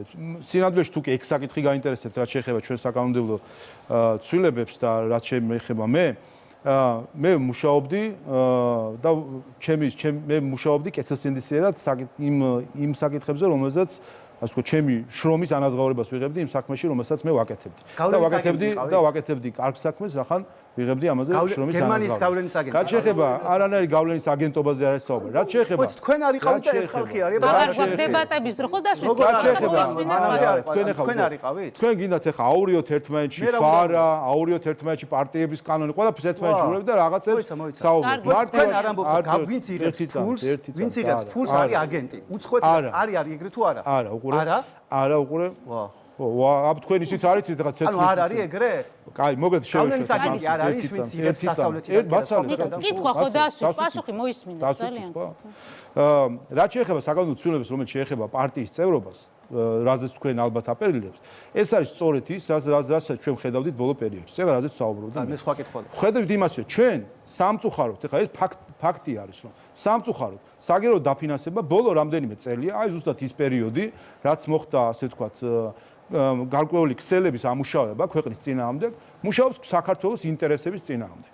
მითხარით, როგორ არის საქართველოს ინტერესებში რანაირად ჯდება პარალელდაცვის შედეგების გაყალბება. საქართველოს ინტერესებში რანაირად ჯდებოდა, რომ NGO-ები დადგნენ პარლამენტის წინ 2022 წლის ივნისში, როდესაც კანდიდატის სტატუსი არ მოგვანიჭეს, დადგნენ და მოითხოვეს, რომ პარლამენტმა დაითხოვოს მთავრობა, შექმნოს ტექნიკური მთავრობა, სადაც NGO-ებს უცხოეთიდან დაფინანსებულებს ექნებათ მესამედი ადგილების და ვეტოს უფლება. ეს რანაირად არ არის სხვისი ინტერესების გატარება. და ბოლოს აი ეხლა, როდესაც უცხო ქვეყანამ და არა რომელიმე ორგანიზაციამ, რომლის წევრი ვართ და რაღაცებს ვიზია, უცხო ქვეყანა თავს დაესხა თავისუფალ ქართულ მედიას, ცდილობს მის დახურვას და დღეს უცხოეთიდან დაფინანსებული ორგანიზაციები დადგნენ უცხო ქვეყნის მხარეს. ისევ ის ფედი. დადგა ამის წინ ნახე რაღაც ანგარიში ჰქონდათ, როგორც ცდილობს იმედი დაიცვას თავი ბრიტანეთის მთავრობის თავდასხმისგან და გადარჩეს და არ დაიხუროს. და ამაზე დგანან ახლა და წერენ დანოსებს, რომ იცით რა, იქ რაღაცას ასე ცდილობენ თავი გადაერჩინონ. ეს რანაირად ჯდება ქართულ ინტერესებში და სწორედ ეს არის, რომ ჩვენ 2020 წლიდან დაახლოებით ხედავთ ჩვენ, როგორ აამუშავებს უცხოური დაფინანსება ქვეყნის წინააღმდეგ. ვინც ამას აყვა, აი ამ ორგანიზაციებში, ის ამას აყვა და მიყვება. ვინც ამას არ აყვა, ის განერიდა ამ ორგანიზაციებს. ასე რომ ეს არის რაც შეეხება ამ საკითხს. რაც შეეხება საგარეო პოლიტიკას, რომელსაც თქვენ აცდით კიდე ერთხელ, ხომ? რომანტიკის ადგილი საგარეო პოლიტიკაში არ არის. და მით უმეტეს ისეთი ქვეყნისთვის, როგორც საქართველოა, რომელიც მოქცეული არის დიდი ქვეყნების ინტერესების გზაგჯვარედინზე, მოქცეულია კონფლიქტებს შორის. ჩვენ რაც შეგვიძლია გავაკეთოთ, ეს არის უპირველეს ყოვლისა ჩვენი ინტერესებიდან გამომდინარე საუბარი და კიდე ერთხელ, როდესაც საუბარია, რომ პარტნიორობა და ასე შემდეგ და აბა ვისთან მეგობრობთ და არ მეგობრობთ. ქვეყანა, რომელიც საკუთარ ინტერესებს არ იცავს, ვერავის პარტნიორი ვერ იქნება. ასეთ ქვეყანას შეუძლია მხოლოდ ვასალობა. თუ კი ჩვენს ინტერესებს არ დავიცავთ, ჩვენ ყველაზე უკეთესი გავხდებით ვინმეს ვასალი და არა ვინმეს პარტნიორი. და ეს არის მთავარი გარდამტეხი აზრი, რაც შემოიტანა ქართულმა ოცნებამ, სხვათა შორის ქართულ პოლიტიკაში. ბოლო რეპლიკების დრო მაშინ და შევაჯამოთ. იცით რა, თქვენ მაშინ არ იყავით, მე მგონი ქართულ ოცნებაში, GTZ-ში იყავით, როცა ქართული ოცნება ხელისუფლებაში მოვიდა. აი ეს რომ მომხდარიყო, ძალიან ბევრი კონკრეტული ადამიანები, ვინც მაშინ წარმოადგენდნენ ქართულ ოცნებას, სულ იყვნენ ხაზზე უცხოელ პარტნიორებთან და წერდნენ როგორც თქვენ თვით დანოსებს, მე ამას დანოსს არ ვეძახი, მე ამას ვეძახი პარტნიორთან ინფორმაციის გაცვლას, იმიტომ რომ მთვარეზე ხო არ ვცხოვრობთ, არა, რაღაც საერთაშორისო ქსელი არსებობს და მისი წევრიც ხარ. ხო და წერდნენ, რომ აი ადამიანის უფლებებს არღვევს სააკაშვილი და ასე შემდეგ. მაშინ ეს ჩვეულებრივი ამბავი იყო. ეხლა ეს დანოსებია. ხო, ეს ერთი. მეორე, აი ისევ და ისევ ამყბადაღებულ ეროვნულ ინტერესებზე. მარტო ორ მომენტამდე რომ დაიყვანოთ, განა ის ორი მომენტი უმნიშვნელოა, არა, მაგას არ ვამბობ, ტერიტორიული მთლიანობა და კეთილდღეობა. ის არის ეროვნული ამოცანა. ვახოსაც მოვისმინოთ ნიკასას გვაქვს ძალიან მოკლედ და შემდეგ უკვე შემოგვიყვება. მაგალითად აი ჩვენ ილიას უნივერსიტეტში და ამით მე დავამთავრებ რაღაცას დავასრულებ აზრს. მივაღწიეთ იმას ამ წლების მანძილზე, მათ შორის თქვენს პერიოდშიც, ეს თქვენს პერიოდში მოხდა, რომ გავცემთ ორ მაგ დიპლომს გლაზგოს უნივერსიტეტთან, იაგელონის უნივერსიტეტთან და ტარტუს უნივერსიტეტთან ერთად. და ჩემთან ლექციებზე აი არგენტინელებიც კი მოდიოდნენ ხოლმე. და აი ამ ახალი თქვენი მიდგომებით, კანონებით იხურება ყველა ეს პროგრამები. და მე არ მესმის, რატო არ უნდა ჩავთვალოთ ერთად ეროვნული ინტერესისთვის საზიანოთ, რომ ქართული სამეცნიერო აკადემიური წარდგენა მსოფლიოში აი ესე დაიბლოკოს და ესე გაფუჭდეს. მადლობა, გასაგებია, ვახო, თუ გსურთ. ეს ერთი და საბოლოო ჯამში მაინც ვიტყვიეთ რამეს, რახან ვასრულებთ, ხო? დავიწყეთ საუბარი ამ მოსკოვის მექანიზმის რაპორტით, ისევ და ისევ მე ვრჩები იმ აზრზე, რომ აი ფაქტიურად წარმოვადგენდა მე მხოლოდ წუხვარ ამაზე ორ საქართველოს, განსხვავებული თითქოს ქვეყნები ვართ, ისე სხვადასხვანაირად გვესმის ცალკეული ინფორმაციები, მოვლენები, შეფასებები გვაქვს სხვანაირი, მაგრამ ეს რო ასე დარჩეს, უფრო და უფრო გართულდება საქართველოს საგარეო პოლიტიკური გამოწვევები და მე მგონია თქვენს ინტერესებშიც უნდა შედიოდეს, რომ ასეთ საკითხებზე დიალოგი იყოს და იმ რეკომენდაციებიდან რაღაცეები მაინც მიიღოს სერიოზულად. ვახო, თუ გსურთ შემაჯამებელი სიტყვა ერთი წუთი დაახლოებით. აი, იმდენ თემას შევეხეთ, რომ ალბათ ყველაზე მაინც ძიმე ის არის, რომ აი მაგალითად აი საქართველოს რიგითი მოქალაქეები რო გვისმენდნენ, ალბათ ყველაზე მეტად აღელვებთ უსაფრთხოება რა. დაიწყება მე რა კითხვა დავსვი, რომ ანუ არ არსებობს კაფეო პასუხი იმაზე, თქვათ აი ეხლა რა გვიცავს მართლა რა. აი ეს რაღაც კი გავიგე ვფრთხილობთ რაღაცის პოლიტიკა თუ რაღაც 2000-დან დაიწყო, ანუ აღარ ვლანძღავთ რაღაც ან იმას ფეკალიებს არ გუგზავნით. ეგ კი ბატონო გასაგებია, რომ მაგას არ შევით და ამას არც არავინ არ ითხოვს რეალურად რა. ანუ უბრალოდ თამაშობთ ლატარიას, ანუ საკუთარი უსაფრთხოება აი გადაბარებული გვაქვს უცნობ რაღაცაზე რა. ეგ არის მე მგონი ალბათ აი ყველაზე და აი ამას რო გავურბივათ, მერე გადავდივართ სხვა თემებზე თორე. რა თქმა უნდა, ყველაფერი ლეგიტიმურია. მას შორის აი თქვენ რო დაგასანქცირეს, რო იძახის რაღაც. ეს ხო იმ დასავლეთის მექანიზმებია, როგორც რავი, შეიძლება სანქციებს ზოგადად არ ეთანხმებოდი. არც რუსეთის წინააღმდეგ, არც ირანის წინააღმდეგ, იმიტომ რომ მუშაობს, ანუ ზოგადად უმუშავია სანქციებს. მე არა ვარ ამაში ბოლომდე დარწმუნებული, რომ ზოგადად ეს სანქციები მუშაობს, მაგრამ როგორც მაგალითად დასავლეთი, არ ვიცი, ამერიკელები მაგალითად ვენესუელაში შევიდნენ და რეჟიმის ცვლილება მოინდომეს, როგორც აგერ ირანში ჩავიდნენ და რაღაც დაბომბვა დაიწყეს. ბრავი, მაგალითად ის იყო ვანსი მახსოვს, ლაპარაკობდა თუ არ ვცდები რუმინეთზე თუ რომელიღაც ქვეყანაზე, რომელშიც რაღაცას არჩევნები გაუქმდა. ანუ სინამდვილეში ეს რეჟიმის ცვლილების სურვილი არალეგიტიმური ჩემი აზრით არ არის. ანუ ზოგადად აი რო თქვა რომ ეს რაღაცა ისეთია, რავი, ცუდი რეჟიმი თუ იცი, მაგალითად მე დიდის ძალიან გამიხარდებოდა ჩრდილოეთ კორეაში რეჟიმის შეცვლა. მე მომხრე ვარ, რომ ჩრდილოეთ კორეაში რეჟიმი შეიცვალოს და როდისმე რომ ამის შანსი გამიჩნდეს, დიდი სიამოვნებით თამაში მივიღებ მონაწილეობას რა. ხო და ამის ესეთი პოზაში ჩადგომა რომ თითქოს ვაიმე რატო გვიცვლა, რატო უნდათ რომ ჩვენი ხელისუფლება შეიცვალოს, თქვენ რატო გიკვირთ, მაგას ვერ ხვდები. მადლობა. ნიკას ერთი წუთი და შემდეგ გავს ვიცავ, არ გვიკვირს. არა, ძალიან ხო დებატების დრო არ გვაქვს საერთოდ. ნიკას მივცეთ ერთი წუთი. კი ბატონო, თავარი პრობლემა არის ის, რომ კი სამწუხაროდ საქართველოს აქვს დასავლურ ცივილიზაციასთან და დასავლეთთან რაღაცნაირი სტრატეგიული შეტევის პოლიტიკა და როგორი ფრთხილებიც ვართ სხვა შემთხვევაში ეგრე სიტყვას არ ზომავთ, ხელისუფლება არ ზომავს და არ წონის ამ სიტყვებს დასავლეთთან მიმართებით. ეს არის მთავარი პრობლემა და ესაა რასაც მე ეხლა ვამბობ აქ და მივედით საბოლოო ჯამში იმ ლოგიკებამდე და იმ რიტორიკებამდე, რომ ფაქტობრივად ვერც ერთი არგუმენტი ვერ მოვისმინე ხელისუფლების განვითარების, ხელისუფლება როგორც აზრს არ ვითარებს, ესე თუ მიყვებით ამას, მაშინ ხო ბატონ შალვაზეც გამოდის, რომ რაღაცა გერმანულ, რუსულ გავლენებს ავრცელებდა, ხო და ეგრე ხო არ არის და მაგრამ ჩვენზე ვრცელდება თურმე ეს და მათზე არა და ამით იმის თქმა მინდა, რომ რიტორიკა და მიმართება უნდა გქონდეს ადეკვატური. არ შეიძლება ჩვენ პატარა ქვეყანა, კი ქრისტიანული კულტურის მქონე ქვეყანა, აი აქ სადაც ვცხოვრობთ, ვიყოთ დაპირისპირებული, ბოლომდე დაპირისპირებული ევროპასთან და ევროკავშირთან და ამას ვამართლებდით, იმიტომ რომ ვართ პრინციპულები. როდესაც რუსეთს დაუპირისპირდებით, არა, სიჯიუტე არ შეიძლებაო და როდესაც ევროპას უპირისპირდებით, პრინციპულები ვართ. ანუ საბოლოო ჯამში თუ სტრატეგიული მოთმინებაა, თუ სტრატეგიული აზროვნებაა, თუ ქვეყნის ინტერესების გატარებაა, სწორია, ოღონდ ეს უნდა იყოს ყველას მიმართული და მარტო დარჩენა, პარტნიორების გარეშე მარტო დარჩენა, ყველას მტრად გამოცხადება, მტრის და მოყვარის არევა და იმის თქმა რომ არსებობს მარტო საქართველო და რასაც ვახომ ისაუბრად, არსებობს მარტო საქართველო, დანარჩენი სხვა ყველა ერთია, პრინციპში რა რიტორიკა. დიდი მადლობა ნიკა, შემაჯამებელ სიტყვას პარლამენტის თავმჯდომარის მისცემ, მანამდე ბატონ ნიკოლოზს მინდა ვთქვა, ასევე გამოეხმაუროს რეპლიკას. მე მინდა ვთქვა, რომ ჩვენ პრინციპული პოზიცია გვაქვს ყველასთან მიმართებაში, რუსეთთან მიმართებაში ძალიან პრინციპული პოზიცია გვაქვს და ეს პოზიცია იცის ყველამ და მათ შორის მოსკოვმაც ძალიან კარგად იცის რა პოზიცია გვაქვს რუსეთთან მიმართებაში. ხო, ეს არის რომ ჩვენ ტერიტორიულ მთლიანობას სანამ არ აღიარებს და სანამ ჯარებს არ გაიყვანს, მანამდე ჩვენ მათთან არ გვექნება არც დიპლომატიური და არც პოლიტიკური ურთიერთობები. ამისათვის ჩვენ რუსეთს ყველა საერთაშორისო ორგანიზაციაში და ყველა სამართლებრივი მეთოდით მოუგეთ უამრავი საქმე. ეხლა რაც შეეხება ევროკავშირს. ევროკავშირთანაც და მის კონკრეტულ წარმომადგენლებთანაც გვაქვს პრინციპული პოზიცია. როდესაც ისინი იტყვიან, რომ საქართველოში იმარჯვებს რუსეთი, საქართველოს ყავს პრორუსული ხელისუფლება, საქართველო არის რუსეთის მხარეს ომში და მსგავს სისულელეებს, დიახაც ვიტყვით და მათივე ციტირებას მოვახდენთ, რომ ისინი ისეთ მდგომარეობაში არიან, რომ დალევა უნდა დაიწყონ, იმიტომ რომ მსგავსი სისულელის თქმა არა, ნიკო ძალიან ხუთი მედვედევზეც ვიტყვით და ყველაზე ვიტყვით. მსგავსი სისულელის თქმა არ შეიძლება. რომ საქართველოში რუსეთი იმარჯვებს, ამის თქმა არის დანაშაული. ჩვენ მიგვაჩნია რომ ეს არის დანაშაული.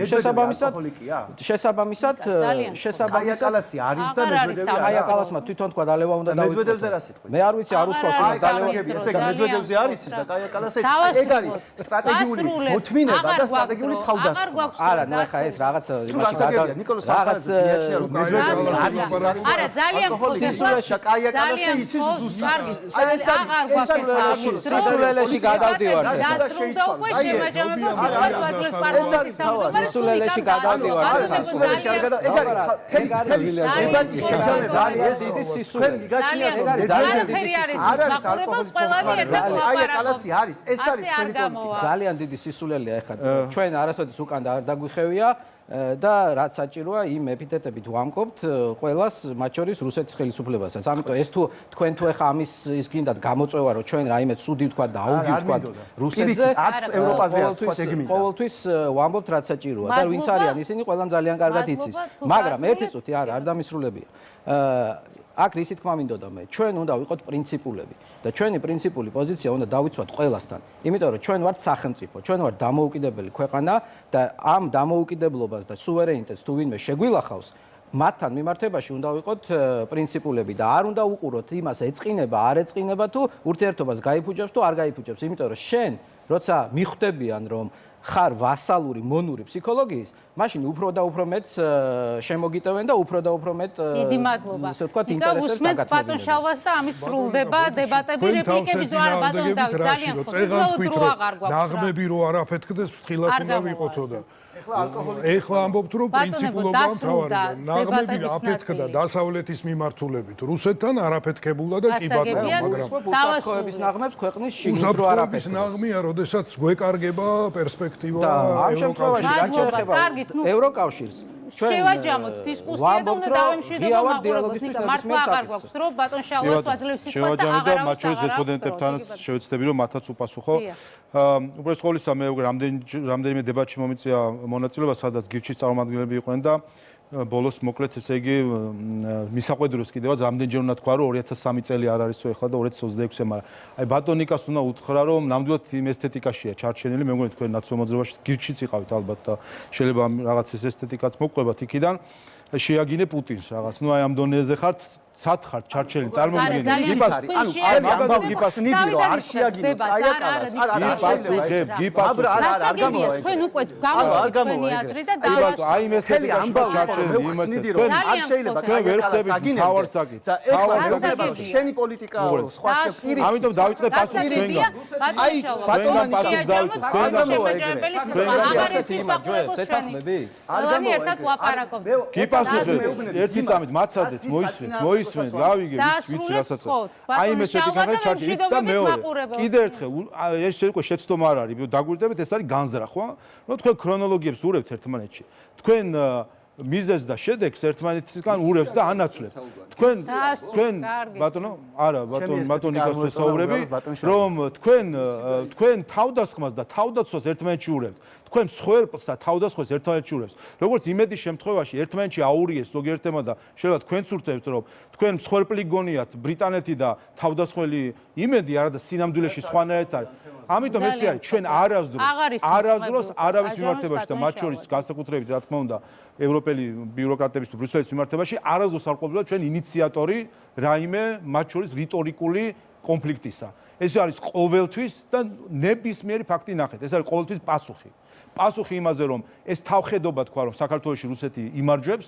და რა თქმა უნდა ამას გაეცემა პასუხი და ყოველთვის არის ეს პასუხი და ეს იცოდეთ თქვენი სამშობლო არის აქ საქართველოში და არა იქ ბრიუსელში და ამას შეხედეთ თქვენ და როდესაც თავს იცავს თქვენი ქვეყანა უნდა იყოს თქვენი ქვეყნის მხარეს და არა სხვის მხარეს ეხლა აქეთაც ვიტყვი ბატონმა დავითმა თქვა რომ და კი ბატონო ვიზიარებ თქვენს ტონს მათ შორის იმას რომ კვლევები მეცნიერები არ ვიცი ხა რა იგულისხმოთ თქვენ იგულისხმოთ უმაღლესი განათლების რეფორმა თუ გრანტების კანონი უმაღლესი განათლების რეფორმას თუ თუ გულისხმობთ აქ საერთოდ არაფერი პრობლემა არ არის ის რომ შეიძლება იყოს რაღაც საკითხები ერთ უნივერსიტეტში და სახელმწიფო უნივერსიტეტში კვლევარები არსად არ მიდიან ცოდნა არსად არ მიდის აგერ იქნება თქვა სახელმწიფო უნივერსიტეტში თბილისის და იქ იყვნენ ეს კვლევარები გადავიდნენ როგორც თავის დროზე თსეუდან გადავიდნენ ილიას უნივერსიტეტში ეს ერთი მეორე თუ გრანტების კანონთან არის პრობლემა რა პრობლემა არის მივიდნენ მთავრობაში და მიიღოთ თანხმობა სინამდვილეში ეს არის არ უნდათ ზოგიერთ დონეზე არ ეკადრება რომ მივიდეს კანცელარიაში და თქვას რომ იქნებ დაგვეთანხმოსო. განათლების სამინისტროს გადაწყვეტილებით 92% ჩვენი პროგრამისა იხურება იყოს თსეუში მე იყოს თსეუში გადადით იქ იყავით რა პრობლემა არის ერთი და რაც შეეხება ხო ნუ დიალოგიც ორი საქართველოს არის რამდენჯერ მიახსენა ბატონმა დავითმა და კონტრაქტი არსებობს ილიასა და გლაზგოს შორის და სლათ აქ ვერ გაგცეთ პასუხს რაც შეეხება დიალოგს სწორედ დიალოგი რომ მოკლან მათ შორის მაგისტომაც იყო სავარაუდოდ ერთ-ერთი мотиваცია ტელევიზიების თავდასხმისა რომ მათ შორის იმედში რომ აი ეს დისკუსიები და დებატები რო არის აღარ შედგეს და ქოდეს საბაბი ვიღაცას რო არ მოვიდეს რაც შეეხება გირჩს და ნუ ხო რეჟიმ ჩეინჯები და აი ეს არის ხო პრობლემა იცი რა თქვენ რაღაც საგარეო პოლიტიკა და საქართველოს მათ შორის არ არის საგარეო პოლიტიკური რაღაც ლაბორატორიების ადგილი არ უნდა იყოს და ექსპერიმენტების თქვენ ექსპერიმენტებს ატარებდით რაღაც გამოგონილი ეკლესიით და რელიგიით და ასე შემდეგ და ეს ექსპერიმენტები გიყვართ მაგრამ შეიძლება ექსპერიმენტი ატაროთ თქვენს პარტიაში შეიძლება საკუთარ ქვეყანაშიც ატაროს ექსპერიმენტები მაგრამ სხვა ქვეყნები რეჟიმ ჩეინჯები მე მგონი ეს ცოტა სხვა პასუხისმგებლობა არის და თქვენ თქვით რომ მინდა რეჟიმ ჩეინჯი ვემხრობი რეჟიმ ჩეინჯი ხალბატონო მაგდა მიაქცევი ვემხრობი რეჟიმ ჩეინჯი არ მოვეშვები ამაზე საუბარს ვინაიდან ვფიქრობ რომ ეს არის გადასატეხი საკითხი რომ ამოსავალი წერტილი არის ეროვნული ინტერესები კიდე ერთხელ თუ კი ქვეყანას არ შეუძლია საკუთარი ეროვნული ინტერესების დაცვა მაშინ ის ვერც პარტნიორობას შეძლებს. ყველაზე მეტი მასაც შეუძლია საერთაშორისო ურთიერთობაში ეს არის ვასალობა. და ამიტომ არის მნიშვნელოვანი რომ ყველამ უპირველეს ამოვიდეთ ჩვენი ეროვნული ინტერესები და კიდე ერთხელ აქ მინდა დაგარწმუნოთ თქვენც ჩვენი საზოგადოება დარწმუნებულია და იმიტომაც გვიჭერს ხარს. მაგრამ დაგარწმუნოთ თქვენც რომ ყველა გადაწყვეტილება რახან საგარეო პოლიტიკაზე ვსაუბრობთ, რომელსაც იღებს საქართველოს ხელისუფლება, იზომება მხოლოდ ორი საზომით. ეს გადაწყვეტილება ჩვენ გვაახლოებს თუ გვაცილებს ჩვენ ტერიტორიული მთლიანობის აღდგენის საკითხს და მეორე ეს გადაწყვეტილება ჩვენ გვაახლოებს თუ გვაცილებს ჩვენი მოსახლეობის კეთილდღეობის ზრდის საკითხს. ორი გადაწყვეტილება სხვა არ არსებობს კრიტერიუმი. არც ბრიუსელის კეთილგანწყობა, არც ეს ყველაფერი მოდის მერე. პირველი ტესტი არის ეს. თუკი ამ ტესტში ჩაიჭრა, თუკი ამ ტესტში ჩაიჭრა, არც ერთი გადაწყვეტილება შემდეგ ეტაპზე არ გადადის. ასე რომ ეს არის ჩვენი მიღება და დიდი მადლობა ჩვენ სტუმრებს დებატებში მონაწილეობისთვის. დიდი მადლობა მაყურებელს, რომელიც გამოყვა ბოლომდე აღარ გვაქვს დრო. ასე რომ შევხვდებით ერთმანეთს მომავალ შაბათს დებატები იმედზე დასრულებულია.